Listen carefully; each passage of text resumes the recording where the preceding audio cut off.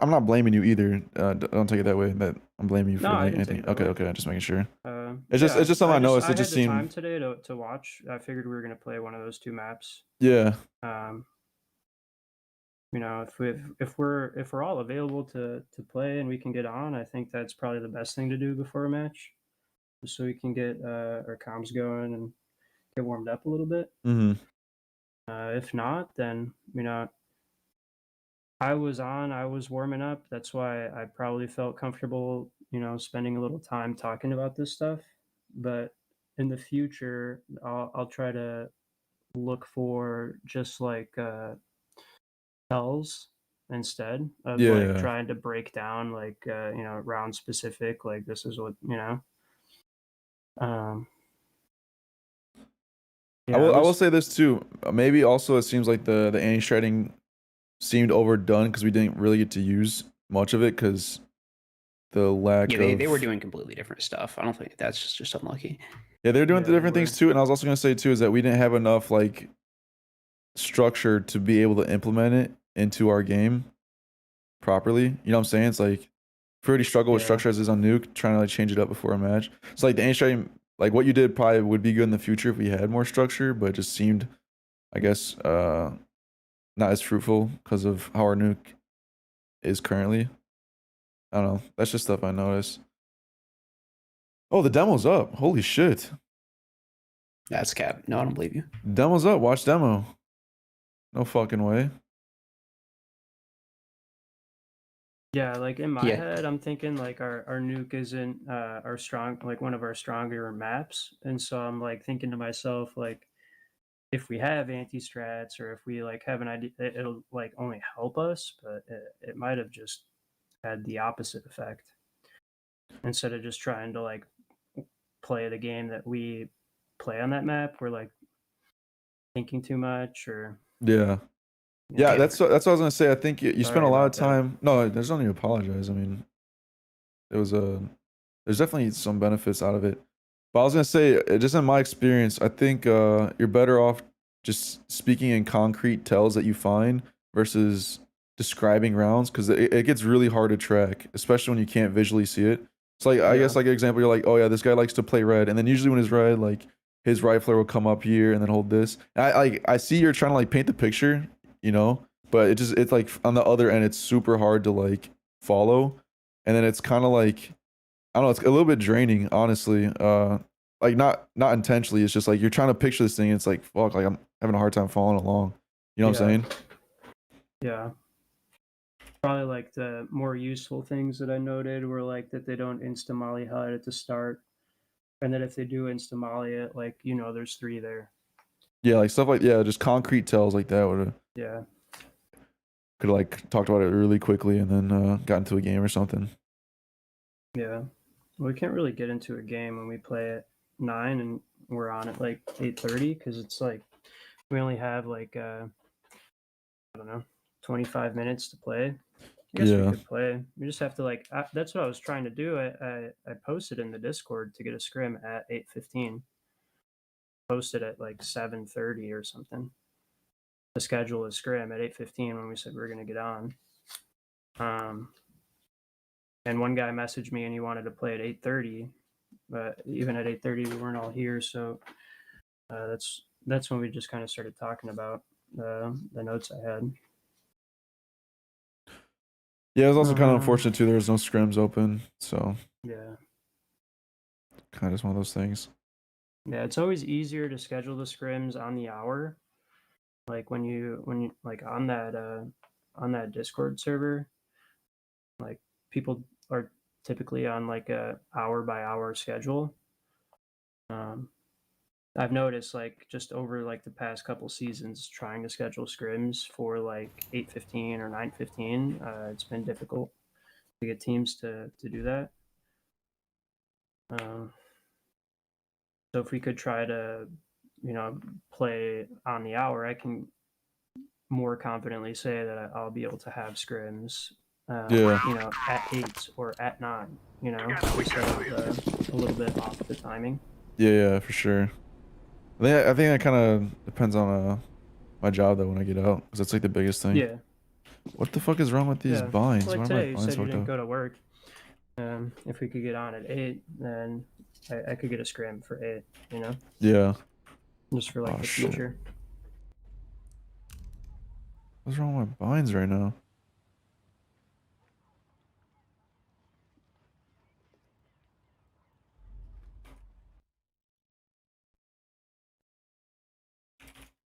Are you in the server? Yeah, I got the demo up already. Gotta redo my binds real quick. Nothing. Microphone muted. Let me see. Talking about the phase of the round. Phase 1, phase 2, phase 3 of the round. It's like first 45 seconds, second 45 seconds, last 35 seconds, or last 30 seconds. Just basically like mapping the round out in times. So you'd be like, oh, let's try and get this phase 1 basically as soon You as want to know possible. something goofy? Phase So, 3, get late round. I type rebuilt my stuff. PC in my older PC case, right? So it's like a mid-size case, and I'm like, okay, I want it to be a little cooler and quieter, right? And it is neither of those things compared to my Microphone my activated. micro Microphone case. muted. Listen, but you're still gonna just power Because this. it's like this case Appreciate just that, kind bro. of sucks because I reused my Appreciate old that, bro. one, so Thank you. the GPU is like That's the cooking plan. inside Just gotta there keep learning. because it's got like I have a 3070 when I had like a Microphone 1060 or activated. 1070 before, and so it's just like making the fans kick up because the GPU is so hot, so it's not even quieter. It's a bigger case, you said? Yeah, I'm just gonna put it in the smaller case like one of these weekends. Because if it's not going to be if it's literally just going to be the same like volume and heat temperatures, I might as well just use the small case. Yo, Rob, Paul, you guys here? Yeah, I'm joining. Yeah. All right. Got the demo up. Are you in the server? Yeah.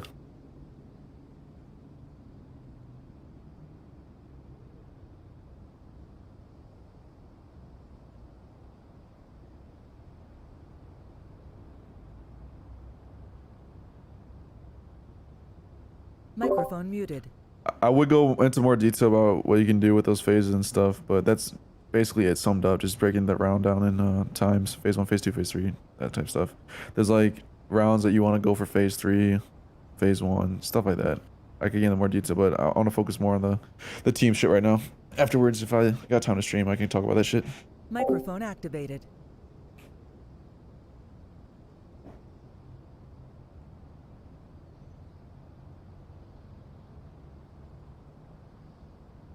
All right, let's go.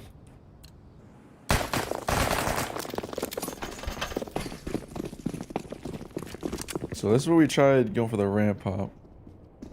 And they just... Yeah, I was not ready for that. Who's that? Did one of you guys get blind? Where's that flash at? It comes from having on the head.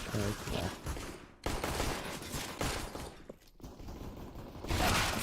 That's crazy. We get hard counter doing that shit, man. We never fucking pop ramp. Yeah, I'm One time we wondering if do. they just saw we downloaded their demo and we're just like, we're gonna counter the counter. Downloaded it on incognito. It still increments the counter. Yeah, I know that. Yeah. Yeah, They didn't see me looking, you know? because back when I was playing open and I was like a super demo sweat, I'd be like, all right, they watched our demo boys change everything.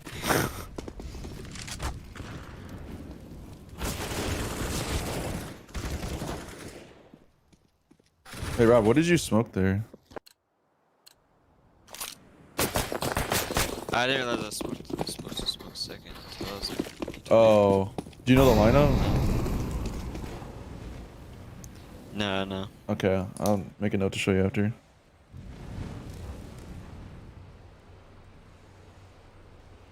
Alright, this is where they push outside.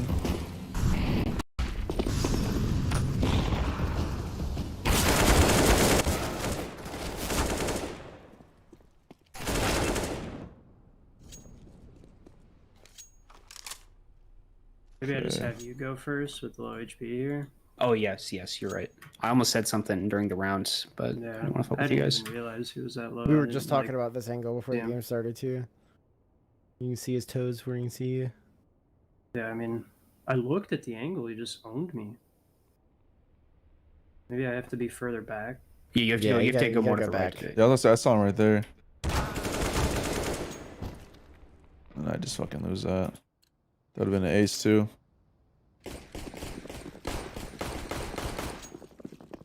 Alright, this is our slash. Wait, no, it isn't. It's dot smoke. Oh shit. All right, well, I guess we know that we can't just run out with the dot smoke, even if it's fast. Thought that shit There's would I burn probably, didn't faster. realize I was blind. I thought I was behind the box. Oh, okay. Do you think there's a lineup for that that'll end faster? It probably is. Maybe. I don't know. You'd have to find one. Yeah, it's probably fine. I'll make a note so we can find one. Do you like how we're set up in lobby here though? This is how we should be lobby defaulting. Just like one guy here where Paula is, like holding the hut. I feel like Eli's kind of Right. untradeable right here, though, right? Oh yeah, I didn't even see you there, bro. Well, it's because we Yeah. called the like. Oh, yeah, So yeah. I Yeah. walked out.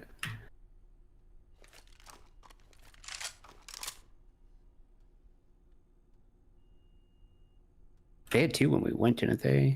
Oh, it's just that number 3 rotating. Oh shit. I thought he fucking dropped backwards. He dropped and went forwards. Yeah, that's actually crazy. Yeah, that's what confused me too that round, just because. I thought there was 2 ramps to another that. one ramp. Yeah. This How did I kill was. this guy Mustang? Squeaky right? Rush? Insta dink him and I just couldn't kill him. Oh, the fucking smoke. Yes, we missed the firefight there. Yeah. Yeah, I thought. I don't know if this is right. I thought at the start of that round you said you had the firefight smoke. Sorry, what? I thought at the start of that round you said you were gonna throw the firefight smoke. Or. Yeah, I was. I did say that, and I did try to throw it. Okay. Just hit you in the back. Oh, okay, yeah. Yeah, we might just That's want to just why I have the didn't have my second smoke guy out. have the second guy do it by protocol because it's hard for the third guy to do it. Like what happened there. Oh yeah, slash smokes. I think Rob, you drop your smoke on slash smoke. Yeah. And we bought Creed. It's usually between me and Paula for throwing third or second.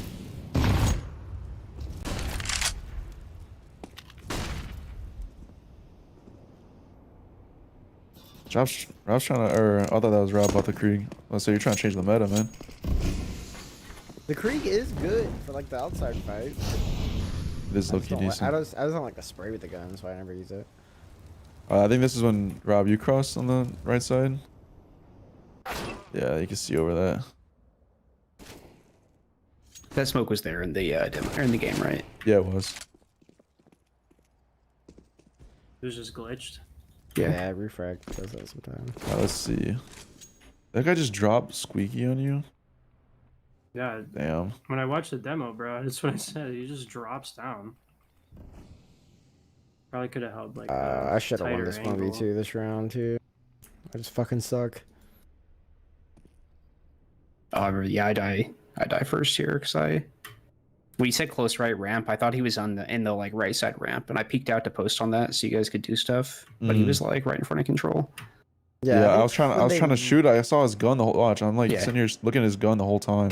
Yeah, I don't blame you there. That's a weird call out. I Yeah, tried to so go too fast. when we're down lower like this, and they know, and we're crossing to control like that, we should definitely open the door on the cross, so they have to be worried about that too. Yeah,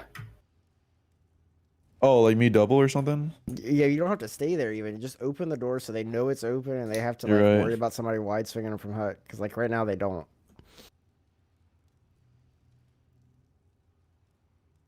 You're right. You're right. You can just watch. That's the window. Oh, yeah. Watch this from my POV. Like if you want to rewind that, you'll see why I didn't. I must have just missed the guy. I literally jiggled out like the close control, but he was like just out of my field of view. Microphone muted. Really good. I'll check the way video in a to, second, like, Lucky. take your initial peek when Wait. you This might be a when you troll. are It's fucking down there lucky. and you're opening the Microphone door. activated. So Yeah. like jump on the Jump little across. red box. No, you Okay. jump on. There's like a little red box, and so you're like standing on that little red box, and then you just Gotcha. open the door. Oh, you can open the door from there. Yeah, Yeah. yeah. This little red guy. See, jiggle, jiggle. Oh, hold so, nothing. yeah. Yeah.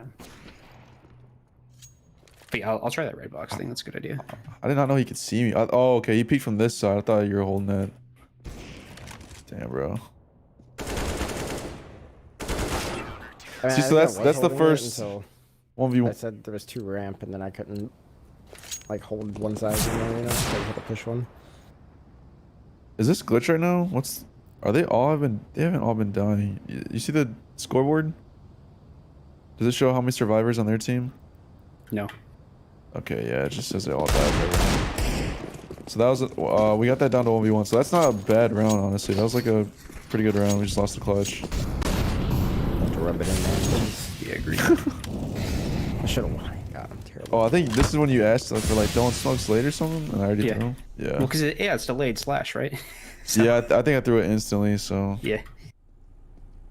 I should probably throw mine instantly because it takes so long.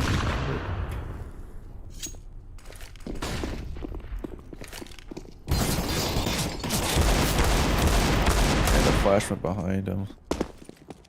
Oh. The dude was hiding red box and I ran past him. Yeah. I was thinking of that. Yeah. So eco. All right, back to buy.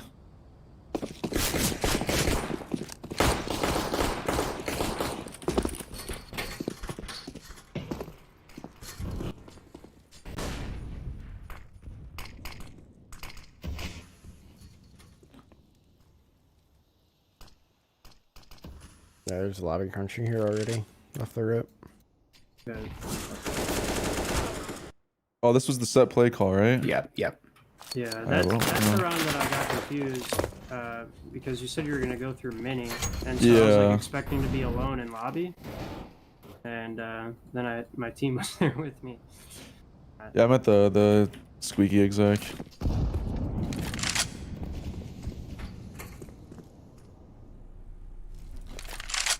Alright, so what's wrong here? Oh, it's because you're just like kind of floating in the open. That's what you're saying. Just in a terrible spot. Yeah. Yeah.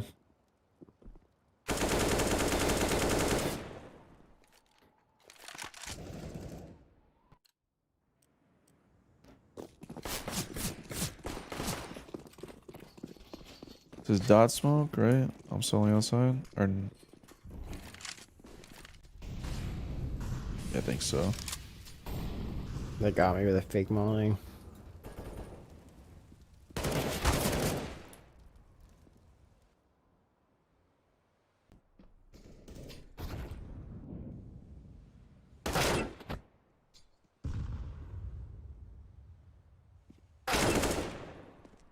How did you died? How'd you die, Paul?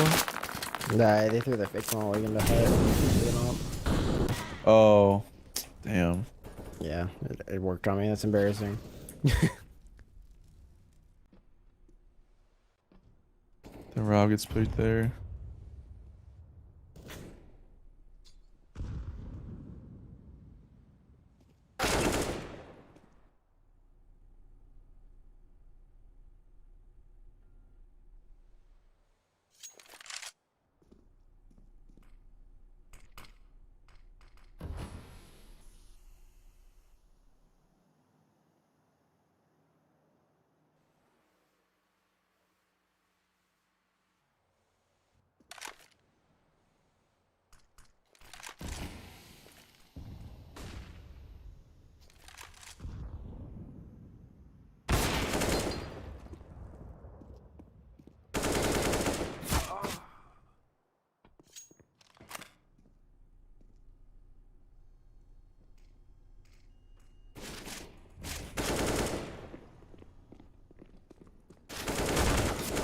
Yeah.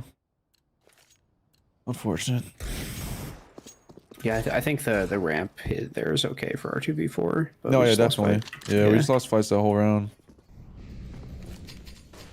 I think this is the first one we win.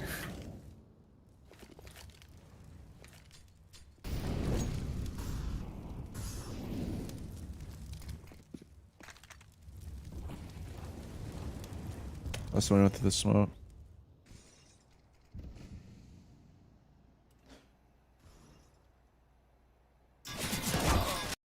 Yeah, maybe we should get rid of that third slash smoke if it's landing that deep. Yeah, that's not like the normal slash smoke. Yeah. That's the one I see people throw, but I guess it's just fucking trash. Well, that's the one that's just to avoid getting mollied, right? What do you mean? Like the one like a molly. They can't stop it with a molly like with the normal slush smoke. Isn't that the purpose of that one? Oh, really? I thought so. I thought that's why you switched. Oh, I didn't know that.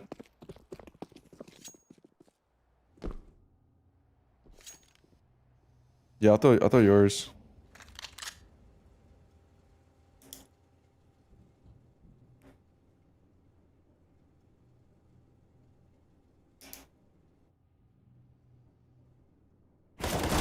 Oh, by the way, did you feel like I was overcoming or anything here, Sam? I was trying to When? like just the whole game. No, Just trying to be no, more no. helpful. Okay, Definitely not. good. Yeah, just checking, just checking. Yeah, definitely not.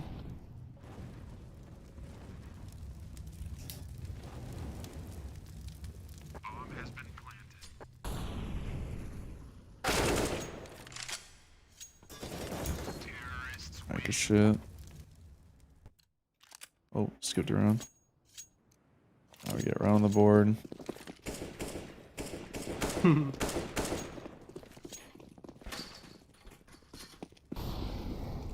Yes, I should be throwing the other one. I was about to throw it too.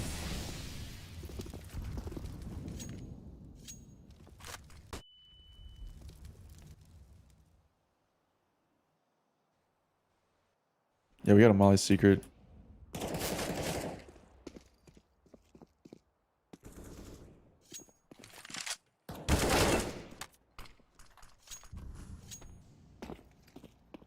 So I kind of throw here.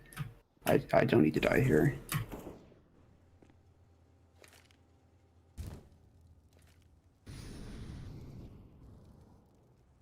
How'd you die?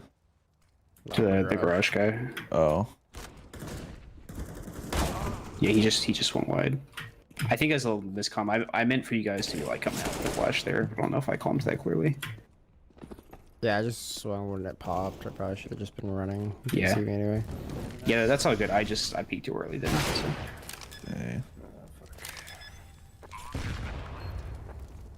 Dude, me accidentally throwing an Ichi instead of a flash wins me that round. You're correct.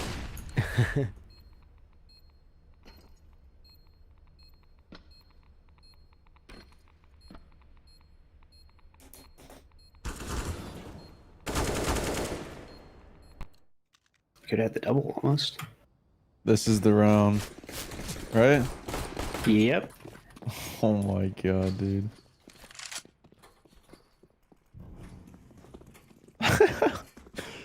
This is the fucking round right here. Alright, watch Eli, watch Eli. No, do not. Oh, I'm on him. That wasn't even a bad spray. What the fuck? You guys are spraying it. Oh my god. Yes, I'm an idiot. I just sprayed it. I know. Yeah, that was, oh my god, man. God damn it. I don't even know what to say about that round. I think we just we just gotta kill him there. Yeah. God damn it. Okay.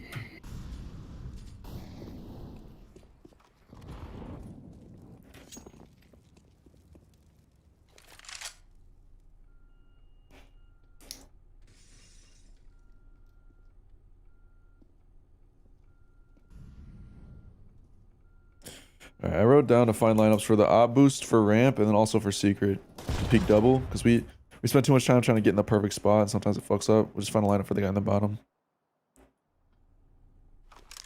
Refresh is openers. And you hit him too, No Rob. smokes in the server. They said he lagged him. This was a good round though. Yeah.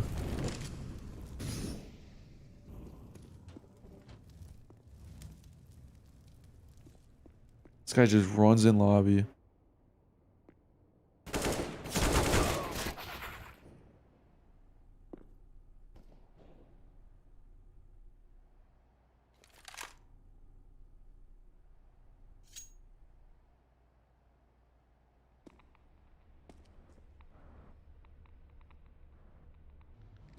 Just gamble B.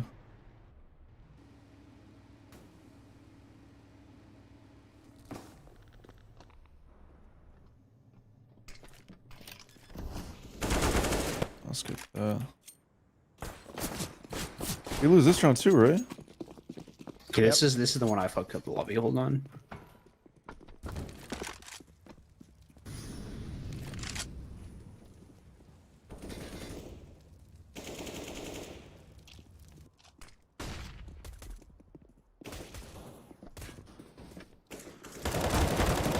How'd you fuck it? Oh, by pushing? No, after this, I'm like, all right, I gotta get out. Here, I should just go Yeah, back so- and watch that now. Yeah. Yeah, see, that's where I fucking throw for no reason.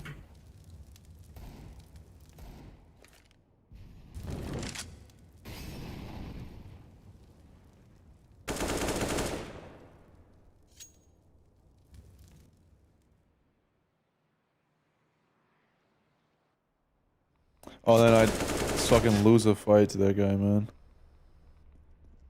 With the spray.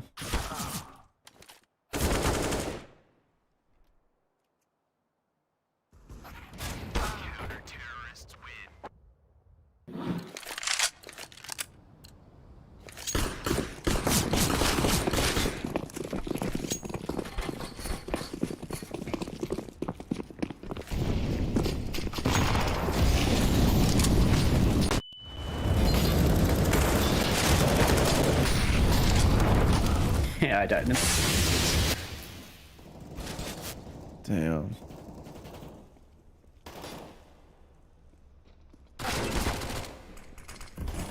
Wait, so that dude just sat there in the open spamming HUD when we could have been coming through secret too? Yeah, he was blind, and you just like sat and yeah in the open. Look at that. I think is it Jackro? I just got double naded. His first bullet killed me. Wow. Coming up. Unfortunate. Yeah, honestly, if you're double nading into that, like, I guess this spray makes sense. He's trusting his teammate to hold door through the smoke, though. This dude just comes flying out of nowhere. Damn, bro. And then CT side. Let's just go through this real quickly. CT side didn't actually feel that bad, even though we lost out. Yeah.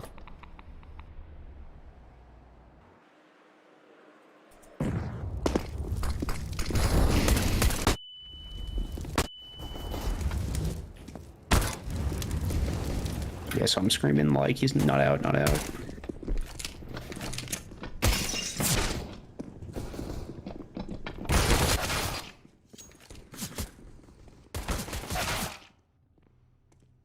Damn.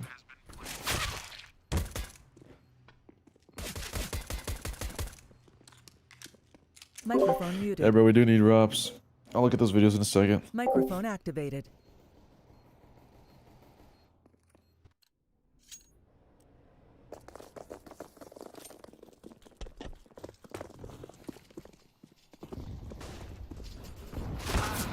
Let's get fucking insted.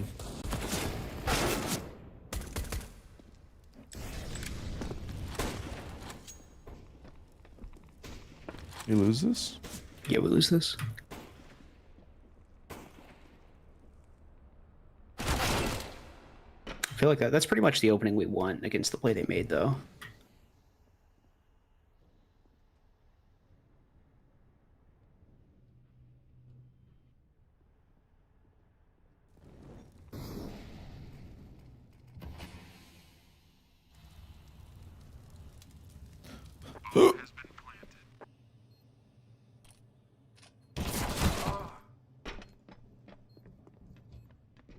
Yeah.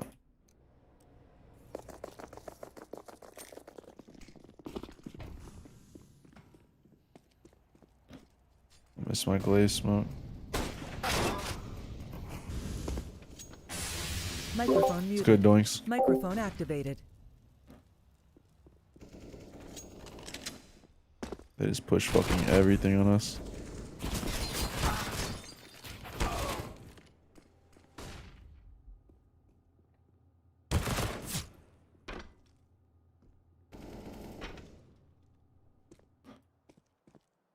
Oh, you ran back to get bomb. Where did we call that he was? He was out ramp. Oh, Yeah. Okay. Damn, I'm just clowning. I didn't think of this.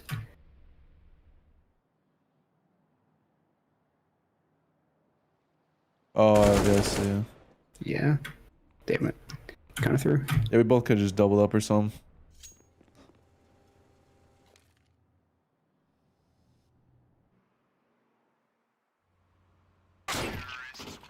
That's crazy.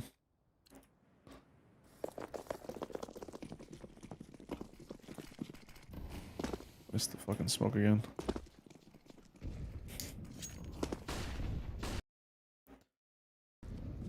Rob, can you throw the set flashes that we had?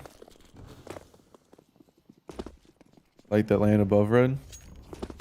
I think that one might assisted in blinding me.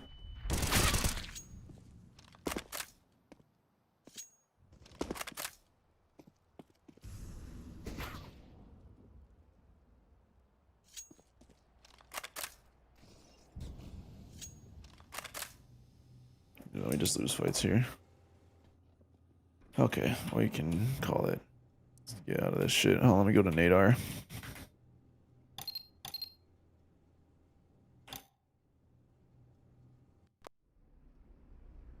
Alright, these are the notes I had. Honestly, I thought I was gonna have more, but I don't know. I think we just lost a lot of fights and shit. Alright, Rob, the fast slash lineup. Are you here, Rob? Hell yep. Yeah, this is the fast slash, the second smoke. You run along the wall, as soon as you see the antenna, you start running forward and then you just left click through.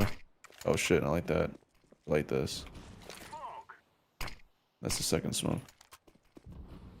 So if you ever have like the best spawn on fast slash, you just come here and throw that. And then you can probably just jump through their molly sometimes too. I see a lot of people do that. They'll just jump through the molly. If it's a bad molly especially. So you can do. We need to find a fast dot lineup. I think this is the fastest one though, out of all of them. Honestly. I'm not sure if there is a better one. Cause I compare that to this one. I think this one takes longer.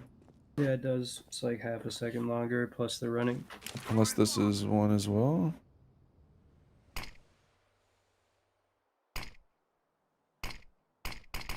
That one's 7.7 versus 8.1. Is that one is good? That one's kind of trash. No. I saw someone throw one from like right here. I don't know if it was like this or something. Yeah, I've seen that as well. I don't know the lineup though. Yeah, who gives a fuck? I guess this is the fastest one. And then anytime we do slash, Rob, just expect to drop your smoke for Eli for delayed slash, and me and Paulo keep ours. And then Paula, I guess we could just go back to throwing this smoke then instead of the other one. Throw this one. This is it, right? Or I'm in the wrong spot. This side. Versus the other slash smoke. Cause like I kept on pushing through it. Right there. You want that one instead? Yeah, we'll throw this one instead. Versus this that's one. fine. And then okay, so I just want to find these lineups here for the boost. Can one of you guys go ramp and tell me when you spot me? Yep. So Sweet. Just like if we ever want to boost here or secret, someone can just instantly come here. Yeah, okay, I'm good. And then you jump up, peek. Alright. I can see your arm. Still? Well, Yep. Pull your What? gun. Okay, now I can't see you. I can see you with the knife out. Okay, let's say I was right here. One of you guys want to peek? Yeah, I can't see you, so. See, I feel like you would be able to see me, like, on my screen. How's that peek? Is it good? Yeah, it's good enough. Okay. Yeah, it's kind of like. It's honestly not a terribly large crosshair adjustment because I'm already on like an incline. Yeah, what threw me off was I think you're supposed to. I don't think you're supposed to be right close on that wall. You're not? When you boost? That's the way I I've think- always seen it. Like maybe they're not all the way up against it. I feel like you have to in order to hide, no? Well, no, you No, can I just don't be think more to so. the left, and it should be fine. No, he's saying like not up against this wall, right? Yeah, yeah, Is that what you're just saying? yeah, So like do it from just like back here or something? yeah, because it's really awkward for me doing it that close to the wall. Actually, But it's better if yeah, I peek farther back. I see what you're Okay. saying. Can you So then peek you'd with have this? to- If I just go in between this one? Can you peek from up top? I can see Nico. Yeah. Oh, that's really easy. Okay. You yeah. can see me now or no? You're good now. Yeah, it's actually really easy. Okay, yeah. So just in the middle of the one right here. Can you not see me? 1 sec. I can see you if I'm close. If I'm peeking this angle. Yeah, Your but not whole from the arm. ramp angle. There's Just anywhere in this area, I guess. Boost would be like that. Yeah, go right there and let me see if it's good for. Okay. Yeah, yeah. It feels a lot less awkward for the guy up top. Huh, yeah, that's how I thought it was supposed to be done. Alright, I got that one saved. And then for secret, we gotta find one. Tell me if you can see me double door. Don't worry about this close angle because we'll likely clear that out. Vent. We could clear out too, and then it just comes down to the double door. So tell me when you can see me. I can already see you. I'll there. Really? Yeah. Okay. So I guess just in the middle of this sewer. When do you guys want to jump on top? See how the peak is? Yeah, seems good. Is it pretty forgiving? Yeah. Okay. Yeah, you want to try? Yeah. Go Middle of the sewer grate. on that part right there. Right there. Yeah. Oh yeah, that's really easy. Alright, cool. Let me save that real quick.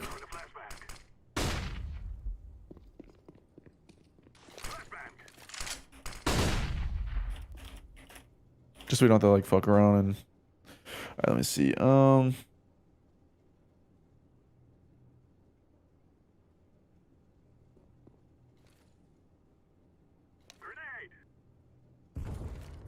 The last thing I had too was Rob for the set flashes. I was just talking about these right here for the outside push. We throw them like that. You just come here, aim at the shadow. I think you're like whipping some up in the air. They just don't like that. That lands up there. That and then this is a fast glaive smoke I found. If I ever end up asking for you to call or asking for you to smoke glaive, I come here and then like at the third line, I'll aim up here, that light, and then run along this and throw it halfway through the line. If you throw it too late, it's gonna fuck up though. So just like that. Got it. 2, 3. So that's everything. That's honestly all the notes I had from that demo. I feel like a lot of it was just the small tweaks that we kind of already knew. I think it's kind of like C game shit where we just don't have it ingrained yet, like peeking along red or not mollying secret. And then also when it comes to positions and lobby, we just lost a lot of our gun rounds, and you know. I think a lot of it too is we're trying to do like slash way too early again. Oh, like you're Plus, talking, Sam was talking about that yesterday, where we need to just hold lobby, then take outside. Yeah, I just feel like we're doing everything like too fast, like, and that's when it gets hectic. I feel like when they still have like mollies, or like first guy having to run through an outside molly, or like everyone's there, just that's what they're waiting for. You know what I mean? Like they're just all there, still outside, waiting to spam. Plus, I was wondering, like, I don't really know the meta, I guess, but why is the meta like slash every round? Why do we just never throw the other ones anymore? I don't even know. I'm not gonna lie. I just forget to call that shit. 'Cause I just feel like every time when we do slash every round, I just feel like we always, even if we get lower, we never have a smoke like left. Yeah, another thing with the slash smokes, you might have seen in the demo, like one of the times we faked it, a guy was just sitting red, and like that's not really a problem with the classic smokes, but it is with the slash. Yeah. Yeah, I was gonna say, if we notice they're mollying outside deep a lot, I see teams just do like the classic secret smokes, and then they'll just smoke their molly as like their red cross smoke. So the smoke will like just land here in their molly, and you just still do like, you know, the secret smokes. So that's something we can start doing too again, is just like the classic smokes. And then yeah, you're right. I could just switch up the smokes for to garage smokes instead sometimes. Cause I just be calling slash Yeah. like quite a bit. So we'll get down, and then we just don't have the smoke for right side ramp. And Yeah. That actually that loses us a lot of rounds. No, yeah, you're right. But what was I gonna say? Also, I think it's just a philosophy thing, but if we lose pistol, uh, if we lose pistol, I don't think we should do anything fast first gun round. So we know they're just gonna still have their bonus guns, and they're probably gonna be trying to play close or rush. Like what they did on when they pushed outside. Right. Yeah, it's just because Yeah. like they still have Yeah. MP9 and shit, so we know they're probably gonna do some like little puggy bonus round play. Gimmicky, yeah.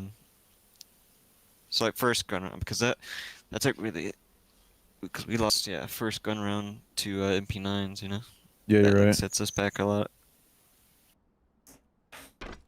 Yeah, that's why like when I'm watching a demo too or like anti-stratting, like I'm noting those things just because like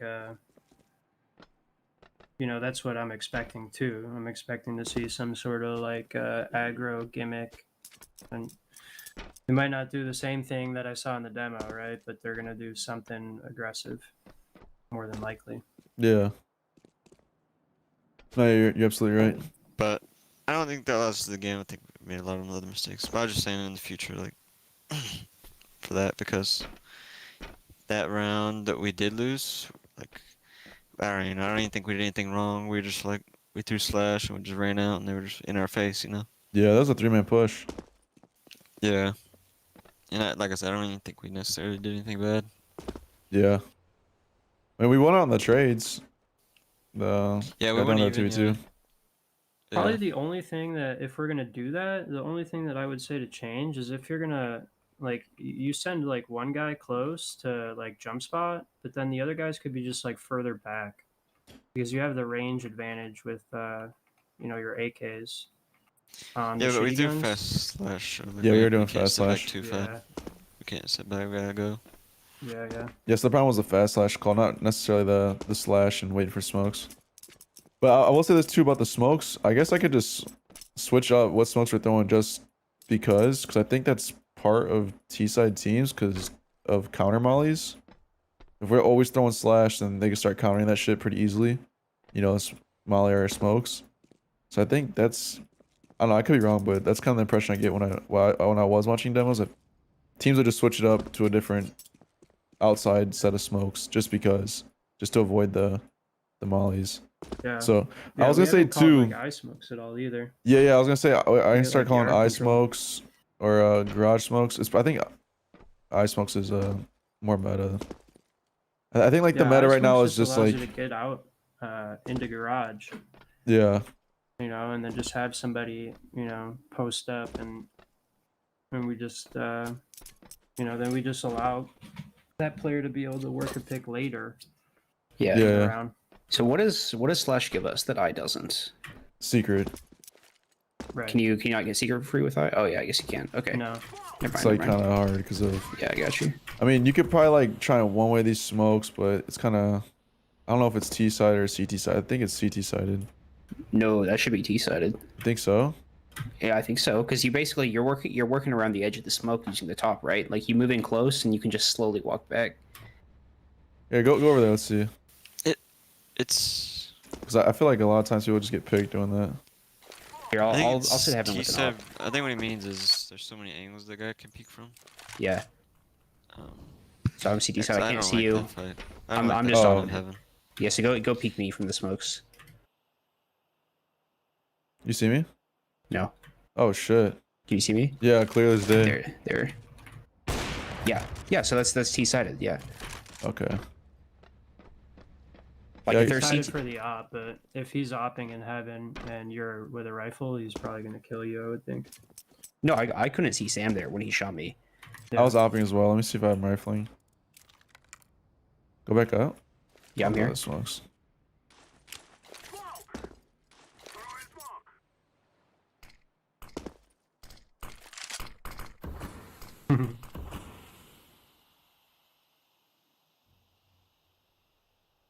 I could barely see you. I can't see you. Oh, there it is. My crosshair was right on you, apparently. I think it's kind of even. Yeah, Yeah, it's just usually more you're of gonna the get up fact on the that rail. it's just more of the fact that you can peek from so many angles. So Yeah, and you can double peek Yeah, them at the same time. yeah, if you so. just if you double peek. Like whenever I'm heaven and they throw the smokes, I really don't like peeking it. Yeah, it's not a good fight for the op. Yeah, I was gonna say I think what a lot of teams do nowadays is what's it called? They'll lobby default with like a dot smoke and like it'll lurk out here, or they'll lobby default with eye smokes with a lurk out here to push garage, or they'll throw eye smokes and actually send people out here, so it's like, you know, concealing the numbers between lobby and outside with eye smokes. I think that's what most teams do. And then like slash smokes is just like, I don't know, that's just like a safe call. They're like kind of like two different sets of like game plans, but they're like both kind of safe calls to call, eye smokes or slash smokes. So I can hop around between both. Yep. Just I'm because kind honestly. I'm kind of the opinion for Nuke T side, we should just like strip down the number of plays we're making and like, you know, fix them first. Oh, absolutely. So like we could like, you know, if we just use, everybody knows how to use the standard ones, right? So we could start with just like standard and eye or standard and slash and kind of work up from there. Well, the three that I think are just pretty much there is slash, eye, and what's it called? Cross. Cross smokes. Yeah, that's pretty much the only three. And then obviously we have like the fast slash variation, but I think we already have those down, so we don't have to get rid of them.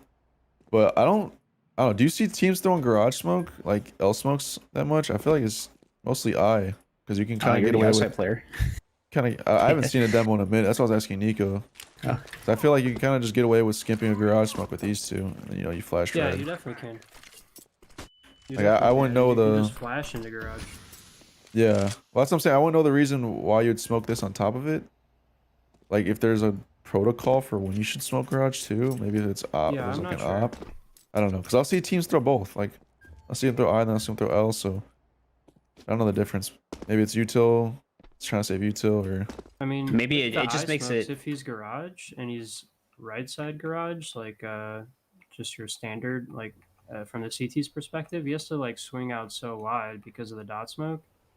yeah, So the only real threat, I guess, is like the back garage, like if he crossed early. But we can just flash into garage and, you know, send one guy into garage yeah, to just like get there, and then boom. Now we have somebody with you know, outside islanding long or islanding in garage, and he's just like able to just call what rotates he hears. Just like gives us like opportunity. Yeah, I to think do a that lot. garage smoke is basically just like if they're opping, they can't get a freebie, and then you can get closer without them spotting numbers, basically. So you want that garage smoke if they tend to op garage, basically. yeah. I guess that could just be an add-on to eye Yeah. smokes. Yeah, because you could just flash the op off, but it's just like even with dot or something, it's really easy for the op to be cheesy here, right? Well, that's the Get thing is, one. if you flash them off and you stay there, like say you're trying to play that. Yep. I flashed you off. Do I have an advantage here? I guess not. I don't know. Yeah, we'll see.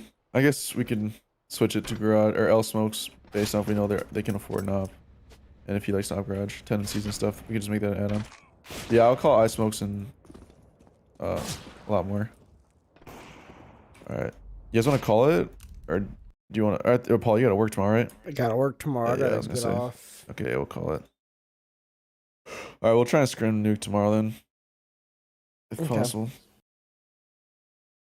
I Let's want get to that to... point where it's gonna be hard to get scrims. Yeah. This week will probably be the last good week of scrims. Alright, yeah. Time tomorrow. What time? Yeah. Let me see.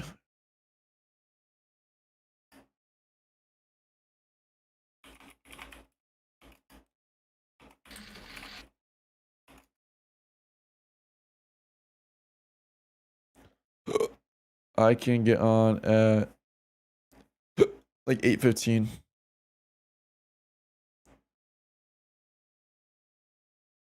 Okay.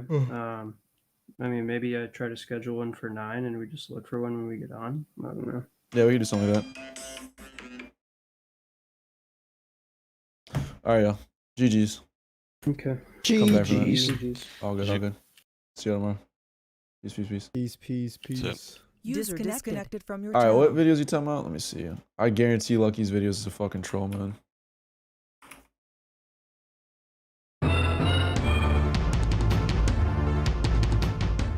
What? 8 years ago? Greetings, I, the War Owl, greets you, and welcome to Oh my god, man. Fucking 8 years ago. What did Andrew send? Oh my god. I swear. It's the same video, dude. Yeah, I could use decoys, but whatever. Teams used to boost behind those smokes. It should be T-side. Oh, you talking about ice smokes? Damn, bro. I fucking juked. His war out videos. Alright. Well, that's the game. That's the match. I guess I can do some stream shit before I get off. Talk about some stuff. Yeah, it's the new Rick Wolves fucking war out videos, man. Alright, I'll get back in the server. Talk about some shit. Yeah, look, I got the gamer sleeve too, man. Just got a gamer sleeve recently. Been going crazy with this shit. Yo, I'm not gonna lie, dude. My aim, I don't know if you can tell, my aim's been popping off. Some basic shit. It seems like some really basic shit, but like you know, like your chair height and stuff. I had that all figured out before, like my chair height, my desk height, I had it all like optimized. And then over time, I just assumed that my normal chair height was at my chair's lowest setting, so I would just go to that setting. And it was actually too low. I never used to play like that. And so like recently my aim form has kind of been like off. My back's been hurting like crazy. Cause I'm like, you know, I was playing too low, so my arm was like at this angle. This is kind of exaggerated, but my arm would be at like an angle like this while playing. And if I'm like holding an angle, I have to like shrug up my trap to like stay still, just to hold the angle steadily. And that's why if you watch any of my VODs back, like the past like couple months, honestly, every time I'm holding an angle, you'll see me go like this with the crosshair. And it's me like constantly picking up my mouse and shifting around because I was uncomfortable. Because I had to like physically contract my muscle just to hold an angle. Because, you know, my desk or my chair was too short, so I had to like shrug up on my shoulder to, you know, keep my arm there. And like I would get really bad back pain. I couldn't play for long periods of time because like it would just be too taxing on my muscles because I'm slightly contracting, you know, my traps, my back, just to hold an angle or just to, you know, peak. I had to like use a lot of energy just to flick and shit like that. And like my aim was just like kind of like stagnating. But I literally just raised my chair an inch again because I realized it was just sinking over time. And dude, my aim's been skyrocketing. Like I hit so many PRs just by raising my chair on Kovacs and stuff. Like I don't know, it's just a small thing, but like, you know, looking into your desk height, chair height, shit like that will make a really big difference on your aim. And I had it down. It's just over time, you know, my chair switched up. Let me see. Start recording this. But yeah, that was one thing I noticed. I just want to mention it. I got it at the max so I can look down the monitor. Feels better. Yeah, that's something too. I was sinking down. I had to like look up at my monitor, but now I'm like looking straight at it. I was looking at your recent streams and your aim just wasn't looking like your older vids. Like in a better way. I feel like talking about a better way, right? Because my aim's just been popping off. I'm not gonna lie, dude. I feel like my aim's like really good now. It's definitely not the best at a lot of people, but I can see it in the Kovac scores. I can see it in game. Like especially in the past 2 days, I got the arm sleeve to keep my arm warm because my hand gets cold quite a bit.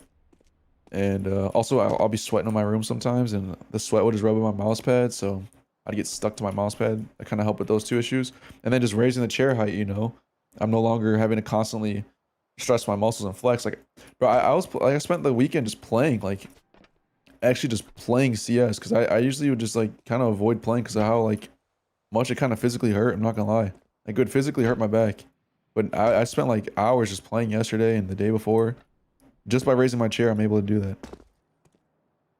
Slarm sleeve buffs. Dude, I swear to God, it is, dude. My arm is like always warm. I don't have to worry about having cold hands because your hands, when you're contracting your hands, your muscles aren't in your like, yeah, you have muscles in your hands, but mostly they're coming in your forearm. So, you know, if your forearm's warm, you know, your hand's not gonna get cold.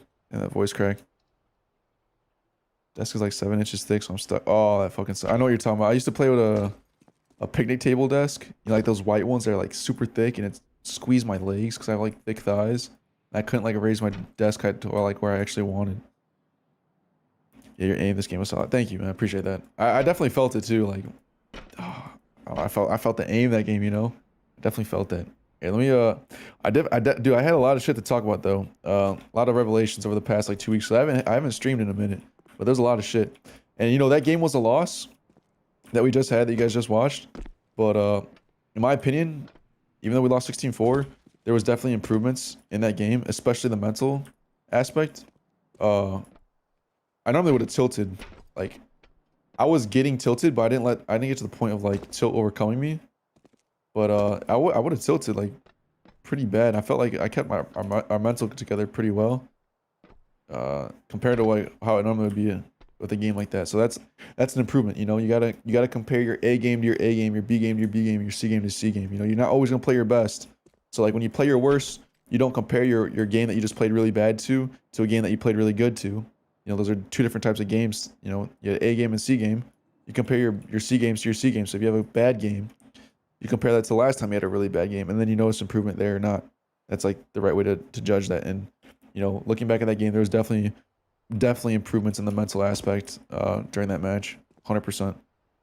But yeah, so that's what I wanted to talk about though. Was that literally that thing I just mentioned? Is that like I used to get this quite a bit. I feel like a lot of people also get this, where they feel like they're not improving with their game. You know, like you spend a lot of time practicing, and then some days you'll play really good, some days you play really bad.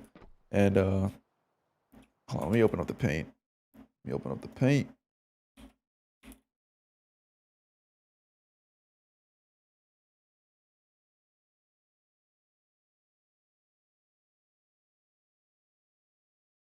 All right.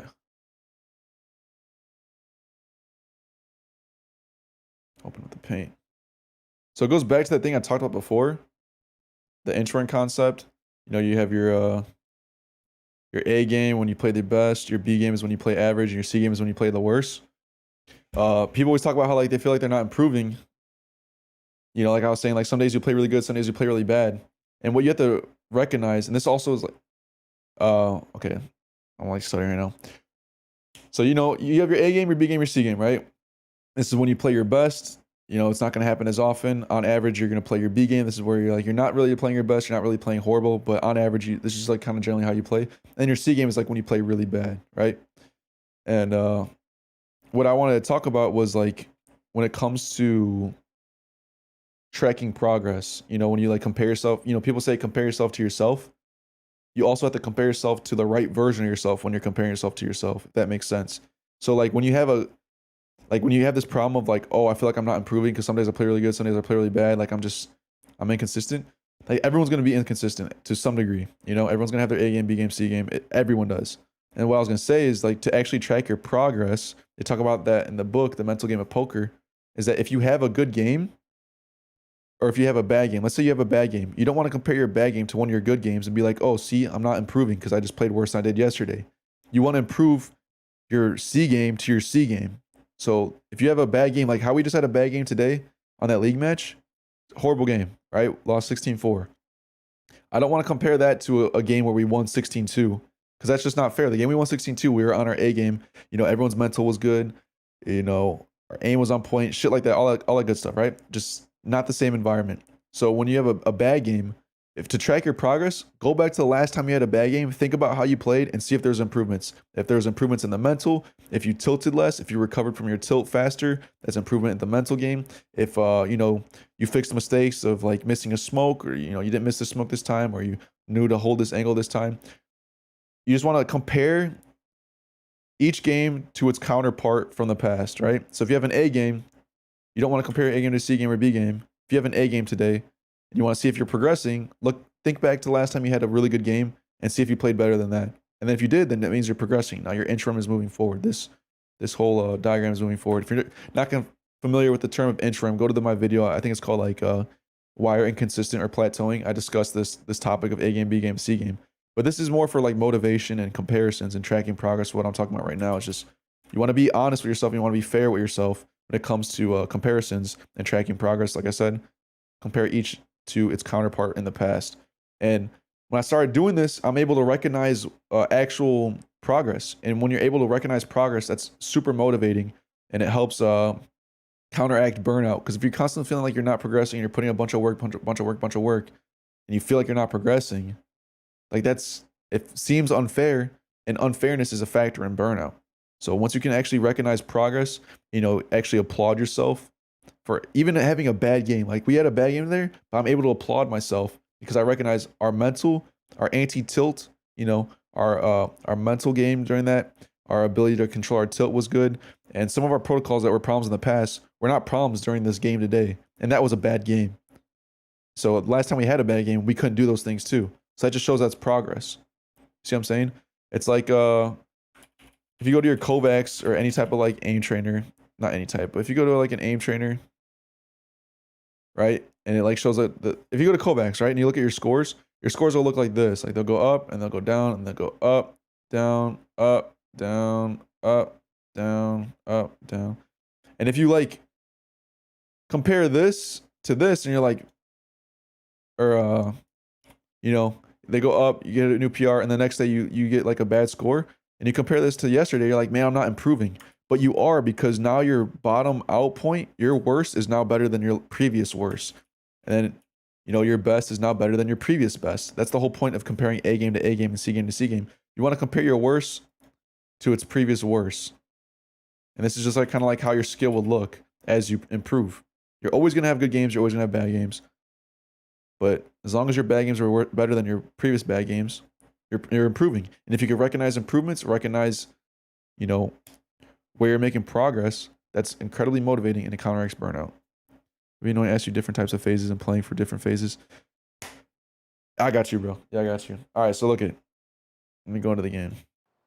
I was pretty much done with that point anyways, but so this is a concept I got from Maestro. He's the dude over at Refrag. He tried out coaching for our team not too long ago, probably a couple months ago.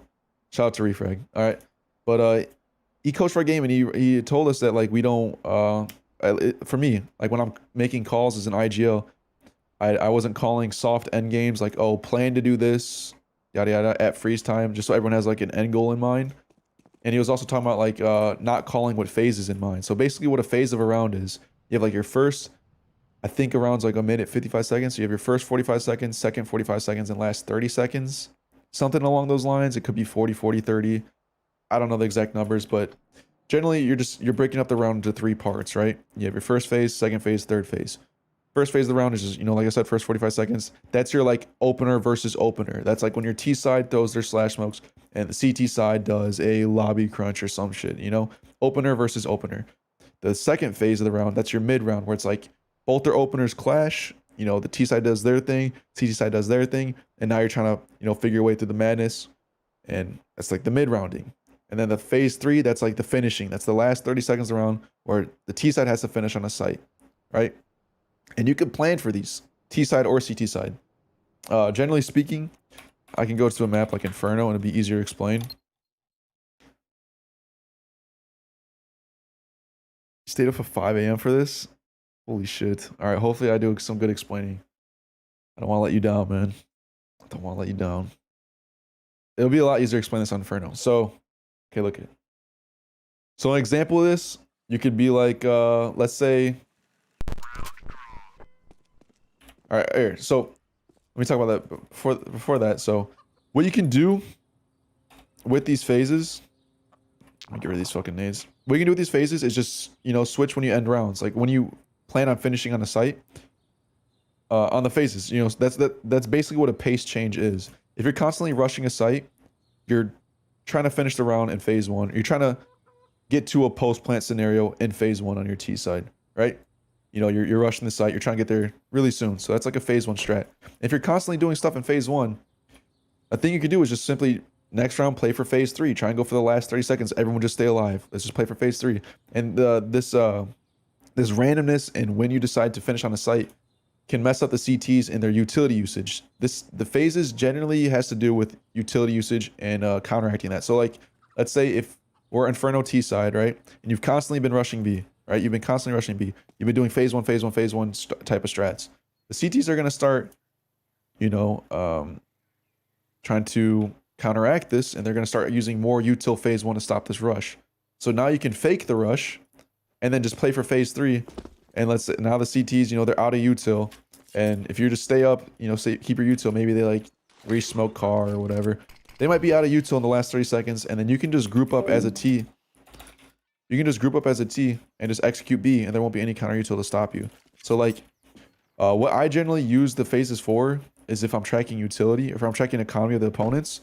If we're T side and I know the opponents are on like a $4,400 buy, let's say they're like full loss bonus, and or let's say you know, yeah, this is their first buy run back, and I know they can't afford an op. They're all like kind of low money ish, or if I know they're like in a weird force half buy type of buy where they're like low util, then you know on your T side Inferno, you could be like, all right, everyone just stay up, play for phase 3. We'll you know, fake fast car control or something where you throw your fast car util, you know, molly out sandbags, flash comes over, you fight for car control. You fake this, and then you know the CTs respond with their util, and then you just stay up and you play for phase 3. You play for the last 30 seconds. And the reason why this works so well is that you're kind of just waiting for the CTs to use their util. And during this wait, you can, you know, try and bait out the util. This is also part of waiting for phase 3, is trying to bait out the remaining CT util, so you can do what I call prodding, where you like bait out a smoke, you smoke CT, flash over, fake like you're trying to take the site, and now the CTs have to respond, right? So like, oh fuck, all right, gotta respond. They smoke back, and you basically prod out the rest of their util. So when you end up playing for phase 3, you have more util than them. You started off the round with more util than them. You wait for the last phase of the round. Hopefully you bait out all their util, and now let's say you have 2 smokes, 2 mollies left. You can smoke coffin, smoke CT, smoke coffin, and then you know throw your mollies on site, and they have no more counter util to stop that execute, right? So that's what playing for phases is good for. Same goes for, you know, CT side. If you know you have more util than the opponent, this kind of goes for both sides. If you just know you're starting off the round with more util than the opponent, generally playing for the 3rd phase of the round is probably gonna be good.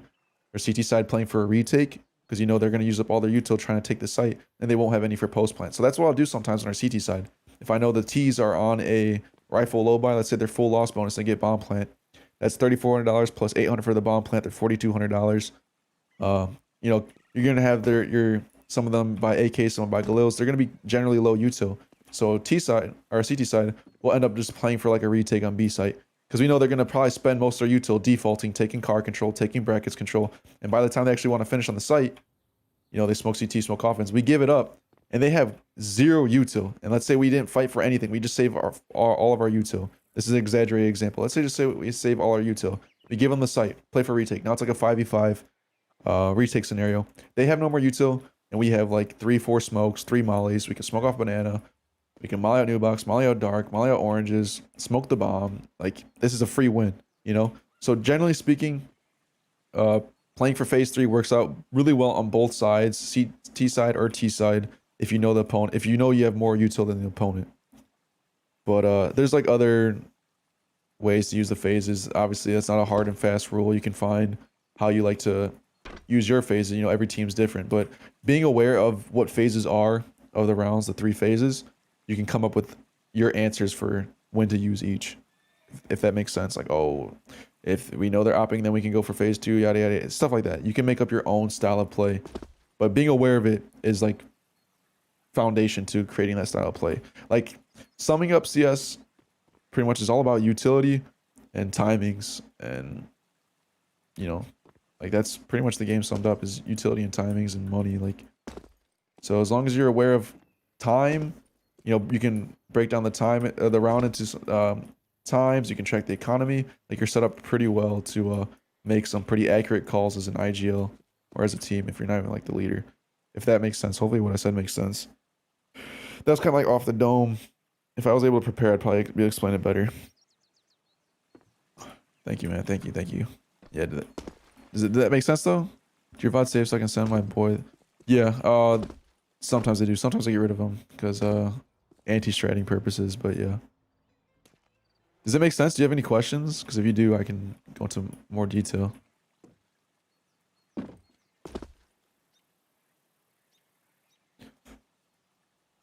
Here, let me see what else I had down. If you have a question, I can answer it, but I'm gonna start looking at what else to look at, to talk about, because I have a lot of notes, dude. I got a lot of notes, man. A lot of epiphanies over the past like week or two. All right, I'm gonna move on. Oh, no, it's all good. It makes a lot of sense. We're struggling a little bit with how to make that help. Yeah. That's the foundation of being dynamic, honestly, is breaking the round into phases, because okay, we've been, you know, finishing in the mid round. Let's just play for phase 3. Let's play for phase 3. Oh, let's play for phase 1. That's essentially what pace changes are, changing the pace of the rounds. So, hope that makes sense. All right, the other thing I want to talk about, I kind of have to go back to the A game, B game, C game, but they talk about in the book, Mental Game of Poker, like, have you seen Figures Always playing CIS region playing for Bana? Very interesting. No, I haven't. Should probably look. I think I may have seen that video. I don't know. I'd have to see. It's an older video, isn't it? Not super old, but it's not recent.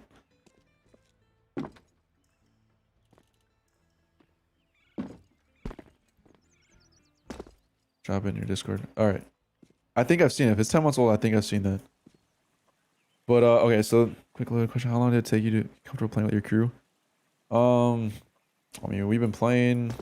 The core is essentially me and Rob. That was like the original core. The original team was me, Rob, AJ, Shakes, and Enfo. And then AJ and Shakes left, and then it was me, Rob, Enfo, Paula, Eli, and then Enfo left. And so now it's like a core 4 kind of with me, Paula, Eli, Rob, and then Nico's like the new add-on. But we've been playing with Nico for about like 3-4 months now. And I think we're pretty comfortable together. Obviously, you know, a lot of flaws we gotta still fix. I think a big portion of why we're still uncomfortable in a sense is due to me implementing too many new tactics, strats, new setup, instead of just focusing on our C game and working on our weaknesses and mistakes. See, but yeah, it's a good 3-4 months. Score, feel free to check it. All right, cool. With a few buds for over a year now, I still feel like we don't understand. You're only gonna understand each other if you talk. If you talk after, like, you have to talk about your games afterwards. Like, if you see, anytime we play, we always talk after our games. And actually, this is kind of something I want to talk about too. We had a pretty big argument with the team not too long ago after one of these matches. I'm not gonna get into no details of who did what, who said what, but yeah, it was like a pretty long talk, and I feel like that's the most underrated aspect of a lot of these NA teams, or teams in general, is just communication skills. Like, that is the foundation of building any high level team. And I see it all the time on Twitter. I see it all the time on ESCA forums. And these people are constantly posting LFT ads, LFP ads, looking for player, looking for team. Oh, just got kicked, just got benched, yada yada. And it's like, I feel like a lot of these people are getting kicked for things they could just fucking talk about if people knew how to talk. Like, if people really knew how to talk, like, no one would be getting kicked. Because, like, just communication skills in a nutshell, like, a lot of these things, like, no one should be getting kicked from teams unless they're, like, fundamentally flawed. They're out of hand ragers, you know, like, crazy exceptions. But I feel like a lot of these people aren't these crazy exceptions. I see constantly looking for teams and stuff, you know? And, like, in order to build, like, a deep, like, level, like, a deep chemistry with your teammates, is that you have to communicate. You have to talk. You have to say how you feel. You know, hey, I don't like when you push banana. It makes me yada, yada, yada. Or, yo, when you push this, like, why are you pushing this? I feel like that's just not the right play. You know, communication skills in a nutshell. You gotta express how you feel. Everything. Things you're uncomfortable with, things you're happy with, everything. Every fucking thing, bro. Like, I've had talks with the teams about stuff that's, like, out of game too. Like, stuff that I'm uncomfortable with, whatever. Like, that's part of building a good team. And I see these people getting kicked, and it's like, loyalty goes a long way. Loyalty goes a really long way. And these teams, like, people don't understand. Like, they think they could just plug and chug with these teammates, and it just doesn't work that way. And essentially, communication in a nutshell, I mean, my teammate Eli explained it best, is just catering to the other person. Essentially, what you're doing when you're communicating, you have these arguments with your teammates. You explain how you feel, and then they explain how they feel. You acknowledge that. That's the biggest part, is acknowledging how the other person feels. Being like, okay, I see why you feel that way. And then stating your response. And then they state yours. It's all about acknowledging and validating the other person's feelings, and then stating your response, and then coming to a conclusion. And then if you can't come to a conclusion, this is the biggest thing. Disagree and commit to one idea. Like, this is the biggest thing with teams. I've had arguments with Rob about a lot of things, and we just disagree sometimes, and we commit to an idea, and we're still teammates. Because we're not on some pussy shit, like, kicking each other. We understand how team chemistry works. So, like, and most of the times we do come to a conclusion. But that's another thing too, a lot of these teams, is they feel like harmony is, like, the ideal environment of a team, and it's not true. Like, your team arguments are healthy. And healthy arguments are healthy. Like, there can be really bad arguments, but if you know how to argue, arguments and conflict is really healthy in a team, because it leads to progress. You know, you said, like, a relationship in a weird way. It literally is a relationship. I have a relationship with all my teammates. They are my teammates. That's the relationship we have with each other. And so we have to be honest. We have to be open with each other. How we feel, you know, like, we've gotten into some personal shit with each other, and that just makes us play better. And a lot of these things, like there was like I said, the argument that happened before. There's like the big argument. It was like someone was really mad, and basically, if we didn't talk about what we talked about, they still would have been mad. But we talked about it, and we're like, oh shit, there was no reason kind of to be mad about this. Like I see why you were mad, but you know, yada yada yada. Like once you get the other side of the story, it's easier to understand the other person and actually calm down. And if you don't communicate your issues, you know, if you have a problem with your teammate saying something or the way he tilts or anything, bro, fucking anything, if you don't tell them, you are doing them a disservice because you build up resentment. You subconsciously build up resentment to this person by not expressing how you feel about them. And you have to bring up fucking everything. If they don't talk enough, if they talk too much, if you don't like the way they peak banana, everything. Talk about everything. Say how you feel. Let them say how they feel. Validate each other.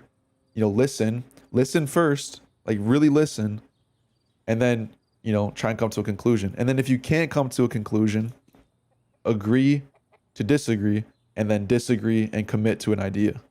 Because harmony is not the best solution. And if you try to please everyone, then no one's pleased. Like there has to be some times where someone doesn't get their way, and that's fine. And most normal people are fine without getting their way as long as they feel heard first. So like if you have an argument with someone and you know you're not going to budge, still listen to the other person, hear them, talk to them, question them, and then, you know, be like, I see what you're saying, but I still disagree. And the other person's likely going to be fine with it. But if you don't listen to them at all, and you just dismiss what they're saying, dismiss how they feel, they're not going to be open to your ideas. It's all about validating the other person and then, you know, trying to come to a conclusion. That's communication in a nutshell.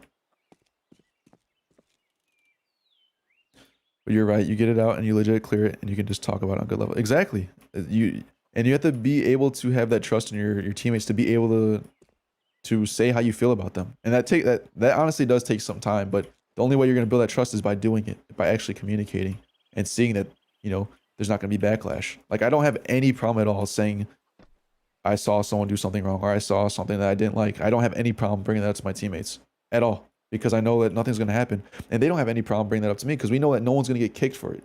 And this is why loyalty goes a long way, because when you have these teams that are constantly kicking people, then people get scared to speak up and say their mind because they're in fear of being kicked. And because now they're in fear of being kicked and now they're not speaking their mind, they're building this subconscious resentment because they're not saying how they feel. And this subconscious resentment leads to more arguments with like actual outbursts and not, you know, at a logical level. And then that just leads to people getting kicked. And the cycle fucking repeats and repeats and repeats. And now you have this fucking dead NA scene where no one knows how to talk to each other, you know? And I think a lot of part of this too, this is just like kind of my inference on the whole environment NA. But generally speaking, if someone's going to be good at CS, they're probably going to play video games a lot. And generally people who play video games a lot aren't the most social people, and they don't have the best social skills. So this is why you have this like constant cycle of people kicking each other and, you know, really bad communication in team environments. But that's just like my inference on the whole environment. Let me look at chat. Yeah, this is gonna be a video. Honestly, I just went crazy on that. So like Stewie 2K versus Green was actually team building. Oh, roster stops are nuts. Kerrigan does it right. Exactly. You get it. Loyalty goes a long way, man. Team I'm in, I don't feel like anyone feels like they'll be kicked, nor do they feel being called as an attack more. Yeah, exactly. That's good. That's really good. Being scared of being kicked leads to being kicked. Exactly. Yes. 100%. You gotta have that. Yeah, loyalty goes a long way, man. Loyalty goes a long way. Goes a really long way. That's why these academy teams do really good. Like Gambit used to be an academy team. That used to be Gambit. I don't know if it was called Gambit Academy or Gambit Junior or something like that. Gambit Youngsters, I think it was. I could be wrong, but the Gambit team that, well, I mean they're now C9, but C9 used to be an academy team, and because they're an academy team, they don't have this pressure of needing to perform right away. So they're actually allowed to build this really good chemistry with each other. They have actually like a really good team. That's what I'm trying to build with our team, is just this really good chemistry. Because it's so easy to come to that conclusion like, oh, so and so fucked up, let's just fucking kick them. Because someone else won't do that, but you don't realize everything that's going to cost you. You know, just build the chemistry. Loyalty goes a long way. For like 2-3 years, we do have like an argument, but it's quite rare. I feel like it's a good thing, like you said, gets the cobwebs off. Yeah. Well, that's the thing, is that you want to have arguments. Like you should have arguments, but hopefully everyone knows how to argue where it doesn't turn into what people will think are arguments. Like people tend to have this like idea that arguments are always like outbursts and, you know, people yelling at each other. That is an argument, but that's not what all arguments are. All arguments are just a disagreement, you know? And they can be emotional, they can be logical, but every team should have arguments. Hopefully logical, more on the logical side. But even emotional arguments are fine too, as long as you have that trust in each other to be able to express your emotions and exactly how you feel. Because I'll tell them, I'll be like, yeah, if you like when you did this, I'm not gonna lie, that kind of tilted me.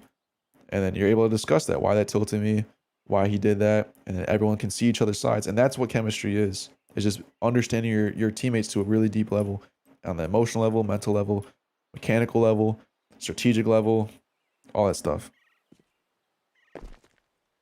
Where you need to make roster changes. Yeah. Well, you on a gaming? I am on a gaming sleeve. I look like a basketball player, dude. I feel like it makes me look swole as shit.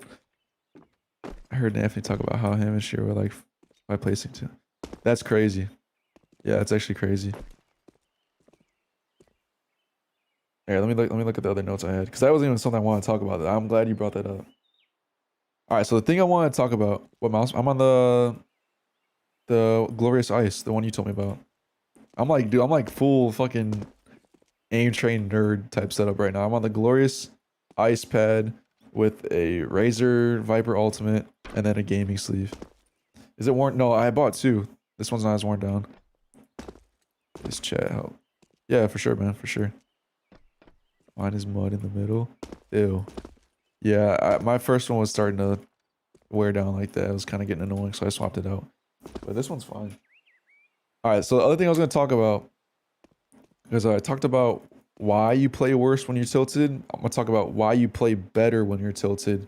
And then also, like for some people, they actually play better when they're tilted. It's kind of weird, but there's actually mental reasons for that. And I'll also talk about how you can actually use tilt, even if it makes you play worse or if it makes you play better, to improve faster. Like how you can use tilt to benefit yourself. So basically, when I've seen it in the comments of that video I made about people playing better when they're tilted, and the idea behind that is that, well, the idea behind the video of why you play worse when you're tilted is that you have emotions, right? You have emotions, right? So let me clear this out.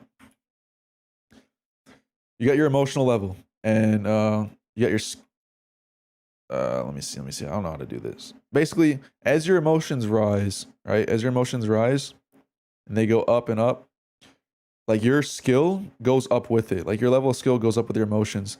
So like if you had skill here and emotions here, if you have no emotions, then you're not going to have any skill, right? And then if you start getting emotions, that's your skills are also going to increase too. Like when you're emotionally charged, you're going to start playing better because you're more focused. And then once you pass a certain threshold, then your skill actually drops off as you get more and more tilted, whatever, yada, yada, yada. So there's actually a certain threshold that you don't want to pass when it comes to emotions. It'll actually affect your gameplay. And this can be confidence, this could be tilt, can be anger, fear, all the above. Any emotion that's too strong is going to pass this certain threshold and it shuts down your cognitive ability. Like you can't access your thinking because this is just a human thing. If you get too angry, you lose your ability to think properly. And the same thing goes with confidence. It's called winner's tilt. If you get too confident, you actually lose your ability to think as well too. So you have to control the top end of your emotion. That's what the last video was about, is why you play worse when you're tilted, right? But then people are talking about why they play better when they're tilted. And my theory behind that is that they just end up playing without emotion, and so their level of skill isn't improving. Like you need a certain amount of emotion while you're playing to play good. They talk about that in the book too, The Mental Game of Poker, that if you have the opposite problem of tilting and where you're too numb, like you want before the game, you want to hype yourself up, you want to trying to stimulate that emotion before you get in the game, and that helps with your concentration, helps with your focus because you have an emotional charge behind your game. And so these people, when they play, they feel like they play better when they're tilted, is because when they play when they're out tilted, there's no emotion at all. There's no hype, there's no confidence maybe. And then they need that tilt to spark the emotion, which improves their skill. So if you have this problem of where you can only play good when you're tilted, it's probably because you're not having enough emotion when you start playing, and you have to wait to get tilted to get that emotion rising. So just get that emotion, get that emotion rising before you get tilted, and you won't have to tilt to play good. So if you rely on tilt to, spark your emotions to play good before the game, sit in silence and just like spark up some confidence, just breathe deeply, and just get excited to play. You know, you can use excitement as an emotion to spark up your skill. You can use nerves. Like nerves is a great motion to spark up your skill. Nervousness, anxiety, any type of fear, any of that stuff. You can spark that up before you play, so you don't have to get tilted in order to play good and access your high level of skill. Because a certain amount of emotions is good, too much is bad, and too little is bad. So you want to be in the sweet zone. It's like a balance. So if you're in the bad zone where you don't have any emotion, spark it up before you play, so you don't have to rely on tilting to get that emotion out. And if you have the problem of getting too tilted, where you end up playing bad, then you have to learn how to control that, which I can talk about later. But this is why I want to talk about why people play better when they're tilted, and then why this can actually benefit you, why tilt in general can benefit you. So this has nothing to do with skill and emotions, right? Let me get rid of all this. Oh, damn. I didn't want to do all that. Damn, it's so bright for y'all. Sorry. There we go. So that's why people play better when they're tilted. And I'm going to talk about for anyone, if you play better, play worse, whatever, how you can actually use tilt to play to improve. So like I said before, you have your A game, your B game, and C game, right? Oh, this is backwards. You have your A game, B game, C game. And like I said, when you're tilted, you're full on tilt. You lose your ability to think properly. You lose your cognitive functioning because your emotions are too high. So with that in mind, that's why you play really bad when you're tilted, right? You lose your ability to think. And when you lose your ability to think, then all you have left when you're playing is stuff that you don't have to think about. All the stuff you have down to a subconscious level that you have ingrained really well. And that might be the stare, smoke on Mirage, and your aim. That could be someone's, their whole subconscious bag. But what you can do is when you're tilted, you can watch your games back of you being tilted and seeing what you stop doing, right? When you're on your A game, you have a lot of things that you're probably doing that you don't do when you're tilted. That's because you have the ability to think. And if you have the ability to think, you have the ability to use things that you're in the process of learning, right? If you're already tilted and you lose your ability to think, then you can't access the things that you're in the process of ingraining and learning. They go away because you can't think. So all you have left is what you have ingrained down. So if you watch your games back of when you're tilted, look at what you're doing. And if let's say you never miss jungle smoke, even on a game that you're tilted, like you're still hitting your jungle smoke, then that tells you don't need to practice that jungle smoke anymore. Because if you have it down when you're tilted, that means you'll always have it down. So you can stop practicing that. And let's say, you're on Mirage, you're watching that game back, and you realize that you don't smoke CT on an A execute. Now that tells you don't have the CT smoke down to a subconscious level. So basically, watching your games back when you're tilted shows you what you need to work on still, stuff that goes away from your game, and stuff and then also what you don't need to work on anymore, stuff that is showing in the game. So you have something that you're doing in game while you're tilted, you're doing it just fine. Let's say your aim. If you aim really good when you're tilted, you probably don't need to focus on your aim as much, right? Because you have it down to a subconscious level. If your aim goes away when you're tilted, then you probably need to work on your aim even more. If your smokes, you have your smokes down while you're tilted, then you don't need to practice your smokes anymore because that means you already have them down to subconscious level. And if you do lose your smokes when you're tilted, then it means you probably do need to practice your smokes because you don't have it down to that subconscious level yet. So this is how you can use tilt to actually see what you need to work on and see what you don't need to spend as much time on anymore. Does that make sense? Getting peeped by tilted guys is scary shit. When someone talks shit on the other team, I always turn up. Like it gets you excited. Yeah, you use that motivation. You use that energy. Stop guessing yourself when you're tilted. Not everyone. Some people actually second guess yourself more. Everyone's, tilt is very individualized. Tilt is a really broad term, but it's really individualized for everyone. Play so much worse is crazy, and that's why you play worse. You lose your ability to think properly. System 1 versus System 2 thinking. I'm not sure exactly what you're talking about that, but it seems like, yeah. Talking about comparing your C game to C game, it said your A game makes a lot of sense. Yeah, so that too. That's another thing. Like I said, C game to C game, A game to A game. So if you, like I said, tracking progress, this is going to be like a different video, which I might be referring back to. But yeah, that's another thing you can do too to see if you're improving. Compare a game that you're tilted to. Like let's say you tilt today, right? You tilt today, you watch that game back. Compare that game to the last time you tilted, and then see if there is improvements. And if there's improvements, that means you're improving in general. Even if you played a horrible game, if you compare that horrible game to your last horrible game and there's improvements, that means you're improving. So that's another way you can use tilt to track progress as well. I used to drop like 7.25 on C game, legit keeping up at C game, which yeah, that shows progress. That shows a lot of progress, and it's really motivating when you're actually able to recognize your progress and you don't feel as burnt out.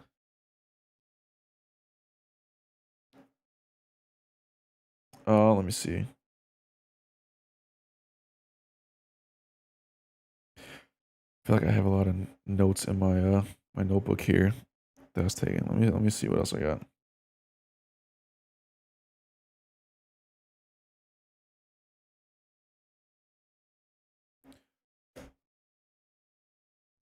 All right, I guess I could talk about this too. So another thing too that I want to talk about was lurk smokes and playing against passive teams.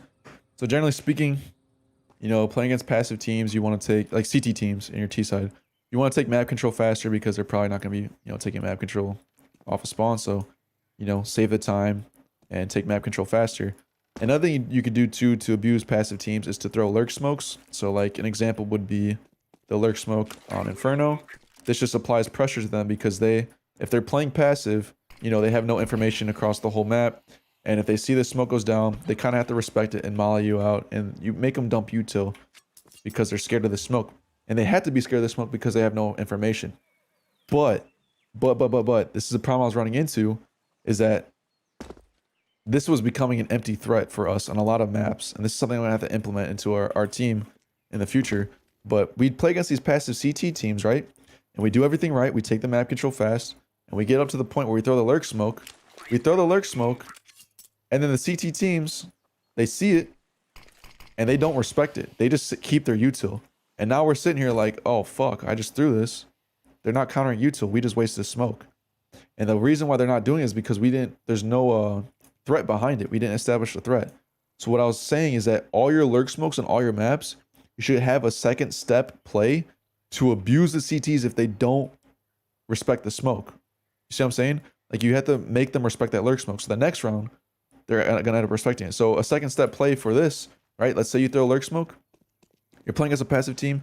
You throw the lurk smoke. You're expecting them. You're like, okay, they're gonna bait out. We're gonna bait out some util here. They're like, oh fuck, they didn't respond. Let's second step this. So a second step to this smoke would be like a church wrap, right? Where you smoke deep CT and you wrap church on them, molly dark, molly new box, all that good stuff. So like, what I'm gonna eventually add this to the team for all our maps is all our lurk smokes is like a second step play to them for teams that don't respect. So for here, come here, stand up. That's not it. It's right here, I think. Stand up, jump throw. This is your deep CT smoke, right? So you throw your lurk. All right, throw this. Dudes don't respect it. All right, let's second step this. So now you come here, get in this corner, stand up, jump throw. This guy smokes deep CT. This guy mollies dark. You got a guy that flashes over, clear out first. And now you're wrapping CT on these guys. And now they're like, oh, fuck. Now they're in a disadvantage because they didn't decide to respect this smoke. Right? Because now you're wrapping church on them. Maybe they're both double up sight. And now they're about to get peeked from two different angles. So that's just an example of adding on to the lurk smoke that's already down. It's a second step.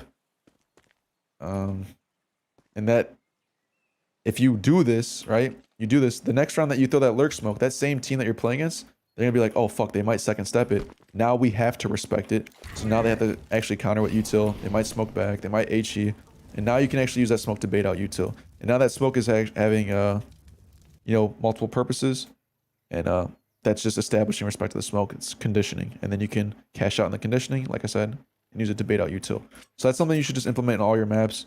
For any lurk smokes, I'm about to add this to our overpass. Inferno, Vert, all that stuff, man, is having a second step to these lurk smokes. So they actually are a threat. Because there's a lot of times with these teams, they don't see it as a threat. And then by them not seeing it as a threat, it actually benefits them because it was an empty threat to begin with because we didn't have a way to, take advantage of the smoke. So like an example of overpass would be like a long lurk smoke. We can make like a long pop or a long execute with that. And so now it's actually a threat. And until the team gets hit with an actual, until they get punished for not respecting it, they're not going to respect it. So you have to have a way to punish them for not respecting these lurk smokes. And just apply this to all your maps, is knowing how to second step your lurk smokes. Let me see this question. System 1 thinking is your automatic thinking, like keeping you lane on driving, walking. System 2 is deliberate thinking, takes time when you're stressed, uncomfortable, allows you to learn. Yeah. Surgery training, you do the same procedure. It's autopilot, but sometimes shit goes wrong and your brain goes overdrive and switch it. System 1 with enough repetitions, you want to always make system 1. Yeah, that's basically what I'm talking about, is that your subconscious competence level. That's what they talk about in the book. They call that subconscious competence. Basically, you have like 4 levels of learning. You have conscious, or you have unconscious incompetence.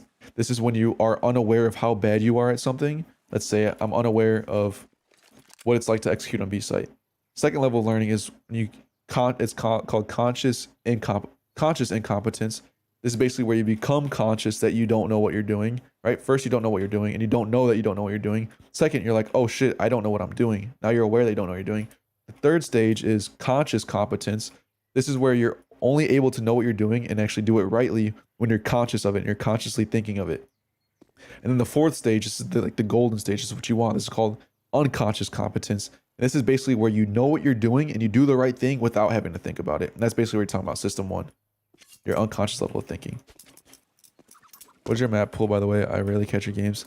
Overpass, Nuke, Inferno, Dust, Vert, everything but Mirage. But we have to get rid of Dust too now, which sucks. Because that was one of our actually one of our better maps. Our top 3 was probably Inferno, Overpass, and Dust. And now they got rid of it for Anubis. I've looked into it. I've seen some videos on it. Let me see what else I have down.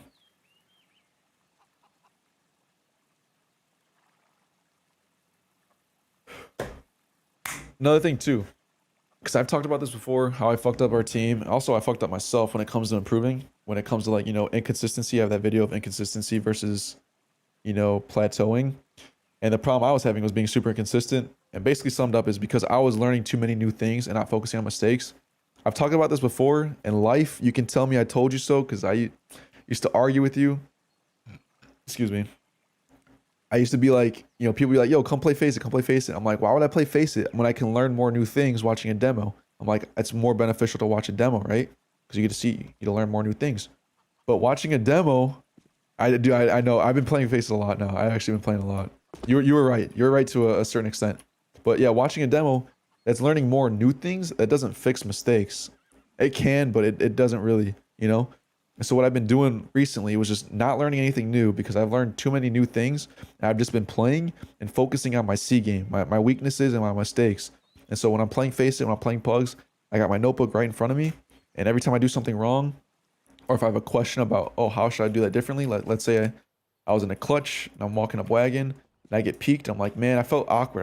I felt really awkward wagon here, retaking A site. How should I clear these angles out? And then I'll go into a practice server and find an answer. And so that's how you do C game work, and that's how you work on your mistakes, is by playing, right? Watching demos, watching YouTube videos, watching NART videos, my videos, all that stuff. That's really good for learning new things and improving the front end of your game. But you also have to improve the back end of your game and all your weaknesses. And that's something I've been neglecting for fucking years. And I've been recently doing that, and I've become way more consistent and playing at a higher level consistently because I'm no longer having this huge gap between my A game and C game. I've been, increasing my mistakes until it gets closer to what I'm still learning, if that makes sense. So that's something I've been doing, is just watching, instead of going to work to watch team demos and see new tactics, new nades, new this, new that, new that. I've been just playing on my own and then watching those demos back and working on my mistakes. And that's something I feel like a lot of people might do a lot, especially a lot of those utility nerds, because there's a lot of utility nerds that play CS. I definitely was one of them. And they think the solution to mistakes is more new things, but the solution to mistakes is just fixing the mistake and, fixing what you did wrong. And we'd be playing on the team and, we lose to like a B rush. And I'm like, oh, that means we need a new setup to counter B rushes. And it'd be constantly new, instead of like just fixing what we already have down. So that's like, improving your mistakes and weaknesses. And that's something I've been doing recently. And it's been benefiting like crazy. Yeah, dude, I think I'm almost at I'm almost at 900 nades for a refrag total. It's kind of ridiculous. With that in mind too, when it comes to rehearsing nades, that's what I found this is the best way to rehearse nades, is that just play until you get into a game. And then if you get to a spot and you forget a nade, write it down right after you die that you forgot that nade. And then you have an emotional sting behind it. You're like, fuck, I missed that nade. And I have to go back after the game's over, look at the nade and practice it. And now it'll actually stick in your brain. Because before I would practice my nades by just going through the list of all the nades I had and just throw. But the way your brain learns is that you only really learn new things if it seems important, if it has importance behind it. So if you lose because of it, now it registers in your brain like, this was important, we need to learn this, and you're not going to forget it ever since. I played a Vertigo game yesterday, and I forgot all the off spawn smokes. And I would practice them all the time before, but I never like practiced them because I forgot them. And because I forgot them, I wrote it down, went to the server afterwards, practiced them, and now I haven't forgot them. Like they're stuck in my head. So that's a good way to practice your nades, is just play until you get to a spot where you want to use that nade. If you forget it, that's a good time to practice it. But you know, going through the list like that's a good way to practice too. But I feel like this is just better for me, at least. It's just seeing when it's useful and letting it myself get punished for it and then learning it. Because if I don't get punished for it, then I'm just not going to learn it. You know, I'm not going to learn it as well. So that's another way to improve C game. Is just like I said, this is an example of writing down your mistakes and fixing it afterwards in the server. That's something that's been helping me like crazy, man. Yeah, it's almost 900. It's like 888. Like, look at it. If I click nades right here, 158 on Inferno. The B-side Larry smoke one more time. Yeah, I got you. There's several lineups to it. There's one right here, and then there's one here, I think. Where's the shift walkthrough? Oh shit, might be down here.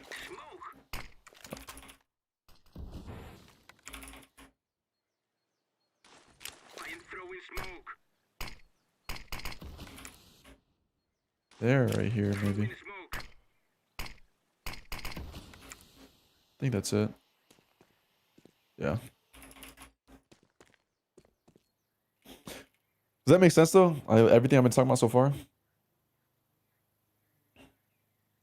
But yeah, basically summed up is that I thought I was like, you know, ignorant in my head that like, oh, people who play Face It, people who pug, that's a waste of time. You're better off learning with demos because you can learn more new things, which is true. You learn more new things from demos and YouTube videos, but you don't correct mistakes through those as easily. You're better off playing and then fixing mistakes that way. So they're different ways to train for different things. One's training for new things, one's training for fixing problems and fixing mistakes. And that's something I neglected for so long. Summed up, basically some of the story. Play Face It, it's not a waste of time. But it is a waste of time if you're not doing it to fix mistakes. You should be writing your stuff down. Stuff that you're fucking up. Or stuff that you're uncomfortable with, or stuff that you have questions with. And then answer those questions. That's how Face It becomes really beneficial. It's been really beneficial for me. Like really, really. Let me see what else I got.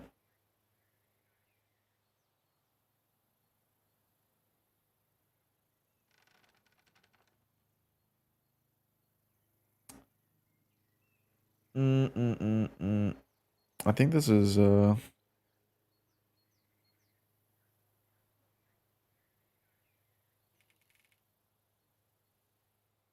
that's most of the stuff I had down.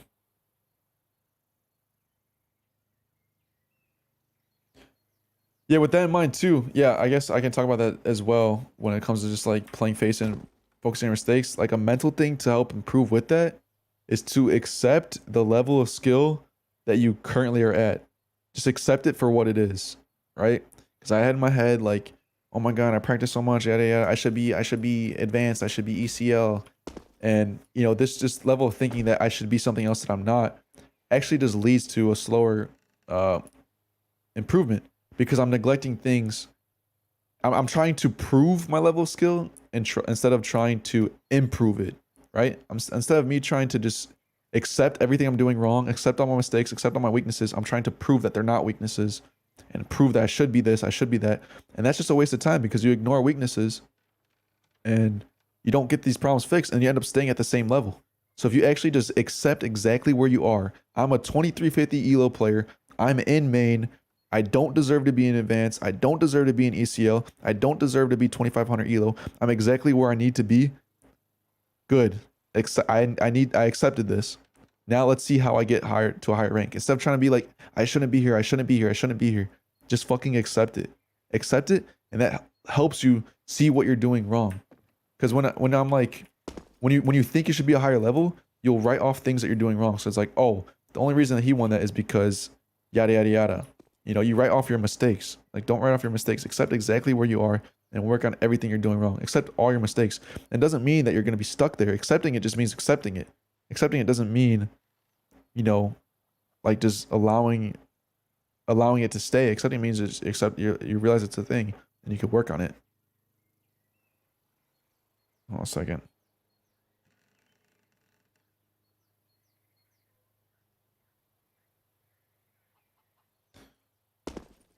But yeah, that's another big thing I had too. Was just accepting exactly where I'm at.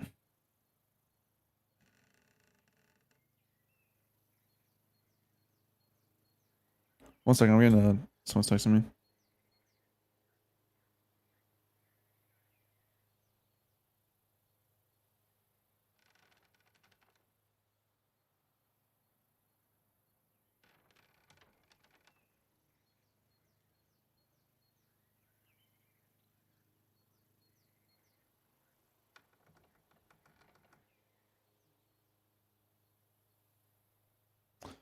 Okay, let me see. I had some other stuff to talk about. Sorry, my teammate was just texting me.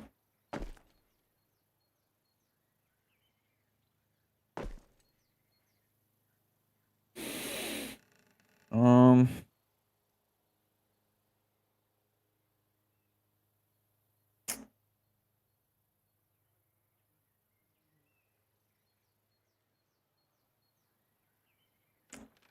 yeah, I think this is honestly most of all the stuff most of the stuff I had down. I'm not gonna lie. Prove the things you've learned to move to the next thing. Exactly, yeah. Accept exactly where you are. Question, if you have time, how do you feel with the current A4 versus A1S? I don't know, I still use the A1S. I haven't really used the A4 as much to tell the difference. I just been using the A1S. I don't really, I probably don't have the best opinion on that argument. I'm not gonna lie. Let me see.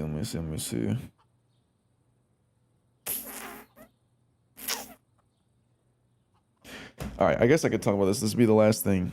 But basically, kind of how I unlocked my motivation back to play this game and actually grind it. So I was getting like really demotivated because I just felt like I wasn't doing enough. You know, I felt like I wasn't getting rewarded for what I should be getting rewarded for the amount of work I'm putting in. And like it was getting me burned out like quite a bit. This is something I've been struggling for a while, and I realized I finally got this. Burnout's really complicated, but I think I've solved another big part of my burnout and also my perfectionism and workaholism with this revelation. So basically, I was feeling, maybe there's a lot of people out there that could relate to this. I was feeling burned out. And I felt like I needed to work more because I wasn't getting the reward I felt like I deserved. I wasn't going pro. I wasn't getting money off of YouTube. I'm not getting paid. I'm fucking broke. Dropped out of college for this shit. Like I feel like this shit should be popping off. And what ended up happening was that I was getting so obsessed with like these rewards, like those four, that I felt like I needed them. Like there was a need for those rewards, right? Like I felt like I needed it because it kind of like went down to an insecurity of my financial situation, an insecurity on my my occupational situation, my job. People are going to ask me, oh, what are you doing after college? Or what are you doing after high school? What you been up to? Oh, playing video games. Like there's like an insecurity in that. And so that like just drove me to feel like I needed to prove myself. I needed to prove myself because people are going to ask these questions. And what the fuck are they going to think about me if they ask that, It was that. There was also a big fear of failure and a fear of not making it. And all these emotions were just accumulated and building up. I never actually addressed them. And so what the result was, I'd feel these emotions and I didn't know I was feeling them. And all my brain would tell me is like, I need to go play. I need to go play. I need to go practice. I need to go grind. It wasn't enough. Like I played 4 hours a day. It wasn't enough. It wasn't enough. We got to do more. And the reason my brain was telling me that is because these emotions were coming up and I didn't realize what it was rooted in. So like I said, it was rooted in those insecurities and the fears. And that's why I felt like I needed those big rewards. I needed the reward of financial compensation from YouTube. I needed the reward of status of going pro, for the occupational insecurity, for the financial insecurity. And then I needed to actually go pro to actually appease the fear of not making it. But the thing is, you can still address these emotional needs, these insecurities, and fix them internally without having to fix them externally. I was trying to fix them externally, right? I was trying to fix them by going pro. I was trying to fix them by popping off on YouTube. But the thing is that if I try and go that route to fix these, it doesn't actually solve it. It's still a mental thing. It doesn't actually solve it. It'll still be there. And I explain that later in a second, but it'll still be there. And on top of it too, like it leads to me needing to constantly work because I'm not getting what I want. I don't know how to turn off my work mode, right? And so basically I had to end up sitting with those emotions. Like I talked about in other videos, how to address emotions and address these like cognitive flaws. I had to sit with those emotions, the fear, the anxiety, the insecurities, sit with them for a while, like really feel them, and then cognitively reframe them and kind of like see what I was thinking wrong cognitively with these emotions. And once I was able to do that, I then ended up losing the attachment to the rewards I wanted, the big rewards of going pro, getting money, getting a status, popularity, all that stuff. I was able to detach the need from those big rewards and actually recognize the rewards that I was getting. I was getting progress, I was getting subscribers, I was getting financial compensation. It just, my mind was flawed because of all these internal emotions that made me so attached to the big ones that I wouldn't recognize the small W's I was taking along the way. And they're actually not that small. They're actually really big W's. And what was happening is that because I was so attached to these big rewards, I wasn't recognizing the small W's, all the W's along the way. And because I'm not recognizing these W's, I feel like this is unfair because I'm not getting any wins and I'm starting to get burned out. And because I'm starting to get burned out, now I'm demotivated and now I'm not practicing as hard. I'm not playing as much. If that all makes sense. Summed up, I was able to detach myself from the need of these big rewards and actually recognize all the good that's been happening from this channel. All the progress I've been making everywhere, my physique, YouTube, as a player, as an IGL, as a team. And once I'm actually able to recognize our progress and all this stuff, all these W's, like that's so motivating, bro. Like just like recognizing your W's is so motivating because now you actually get to see the progress. And I've been playing like crazy recently because I'm no longer demotivated, right? And it was all rooted into this attachment of the big rewards, and that attachment came from insecurities and fears and all that stuff. So I had to like go deep, address all the fears, all the insecurities, and then I was able to undo the attachments, and then I was actually able to recognize the rewards. And now that I'm actually able to recognize the small rewards, I'm so motivated. I'm so fucking motivated. And now all these mistakes, these losses, where I was talking about W's with a sad face, these losses in these league matches, they don't fucking affect me no more. Because I'm no longer attached to the big things. I'm actually able to recognize the improvements even within those losses because I'm no longer attached to the big ones. This kind of goes like what Healthy Gamer talks about, like, just recognizing your W's, seeing the progress, just looking the next very step. This is how you're able to do that. If you're not able to recognize your small W's, there's probably an emotional reason for that. And there's probably an attachment to the big W's. So you have to find out the reason for that attachment, sit with that, then you can undo the attachment to the big W's and actually recognize the small ones. And then you can unlock like unlimited motivation. Because once you're actually able to see your progress, once you're actually able to see the wins within the losses, the improvements within the losses, the progress within the losses, it's endless motivation. It's endless motivation. And I'm like infinitely motivated right now. It's actually crazy.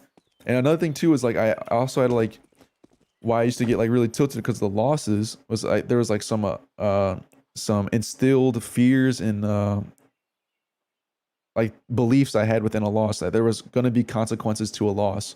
If I mess up, if there's a mistake, there's always going to be consequences. And that's not true, right? Like I always heard that like, yeah, loss is a great time to learn, but I would add on to that with my own beliefs. Like, yeah, it's a great time to learn, but there's still consequences. And like, it would make me fear losses, but I was actually able to sit with the fear of the consequences of the loss and actually, cognitively reframe that stuff. And now losses don't affect me anymore. Like losses, they're still kind of annoying, but they don't affect me near as much as they used to. Because I always felt like something was at stake. If I lost, I would lose something. Something would be at stake. And this just comes from my childhood, from whatever. I don't know, getting punished and losing my video games or something. I don't fucking know, right? But like you're able to actually like reframe I don't think people understand like how much control you actually have of your mind, bro. And how much you actually have of your emotions when you actually sit with them and address them and dig deep. And you're actually able to like just unlock like the true ability of your minds. It just takes work, and like that's why I say like I'm able to recognize W's now because I was able to rid of the attachments of the big W's, the need for the big W's, and also I was able to rid of the fear of losses and actually now I'm able to recognize the W's within the losses. If that makes sense. If all that makes sense. It's just kind of like my personal thing. Hopefully people can relate to that and gain from it. But I'm gonna make that video too, man. Like that's some good shit. I feel like I discussed a lot of stuff I wanted to talk about lately. I had a lot of like really good mental epiphanies, dude, and that was definitely one of them. But yeah, like I'm telling you, man, just digging deep and just getting deep into your mind, questioning yourself, be your own therapist. Like it goes a long way. It's really beneficial. N.A. Gandhi, yeah, dude. I always thought I'd be like, I kind of wanted to be like, I had people I looked up to when I was streaming. Like I want to be like that guy. I want to be like the next nothing or something. But like I'm just gonna be the next Sam R, man. I'm gonna be the next Sam R. I'm gonna be my own person. I'm gonna be a mix of everything I wanted to be. Healthy gamer.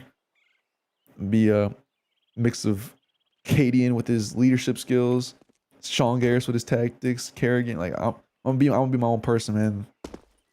N.A. Gandhi. I like that. Yeah, I'm gonna be the NA therapist, bro. The NA therapist. I don't know. I just really like learning about the mental game, and I think it's extremely underrated. I think it's the most underrated thing when it comes to like up and coming players. And I'm not even pro, but I can recognize the benefits of it. You don't need to be pro to recognize the benefits of the mental game. It benefits everyone at any level.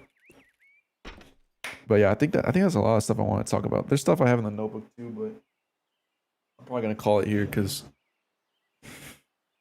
I've been playing way too long, playing way too fucking long. So, all right, stream. Rob, I'll look at your message in a second. But yeah, I'm out, stream.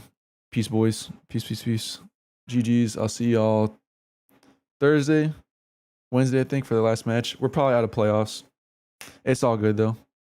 You know, made a lot of mistakes. I fucked up the team quite a bit with, you know, pushing too much on them with tactics and stuff like that. So I'm telling you, man, we have a really big frame for this team in terms of how much we know. We just have to fill in the frame with like protocols and structure. So next season we come back strong as fuck. We come back stronger. You know, just focusing on the mistakes. Focus on C game. Like I've been trying to tell y'all, C game versus A game. We had too much A game shit. So I'm really confident in this next season. 100%. 100%. We're gonna have plenty of time to work on these protocols, and we're gonna look really good.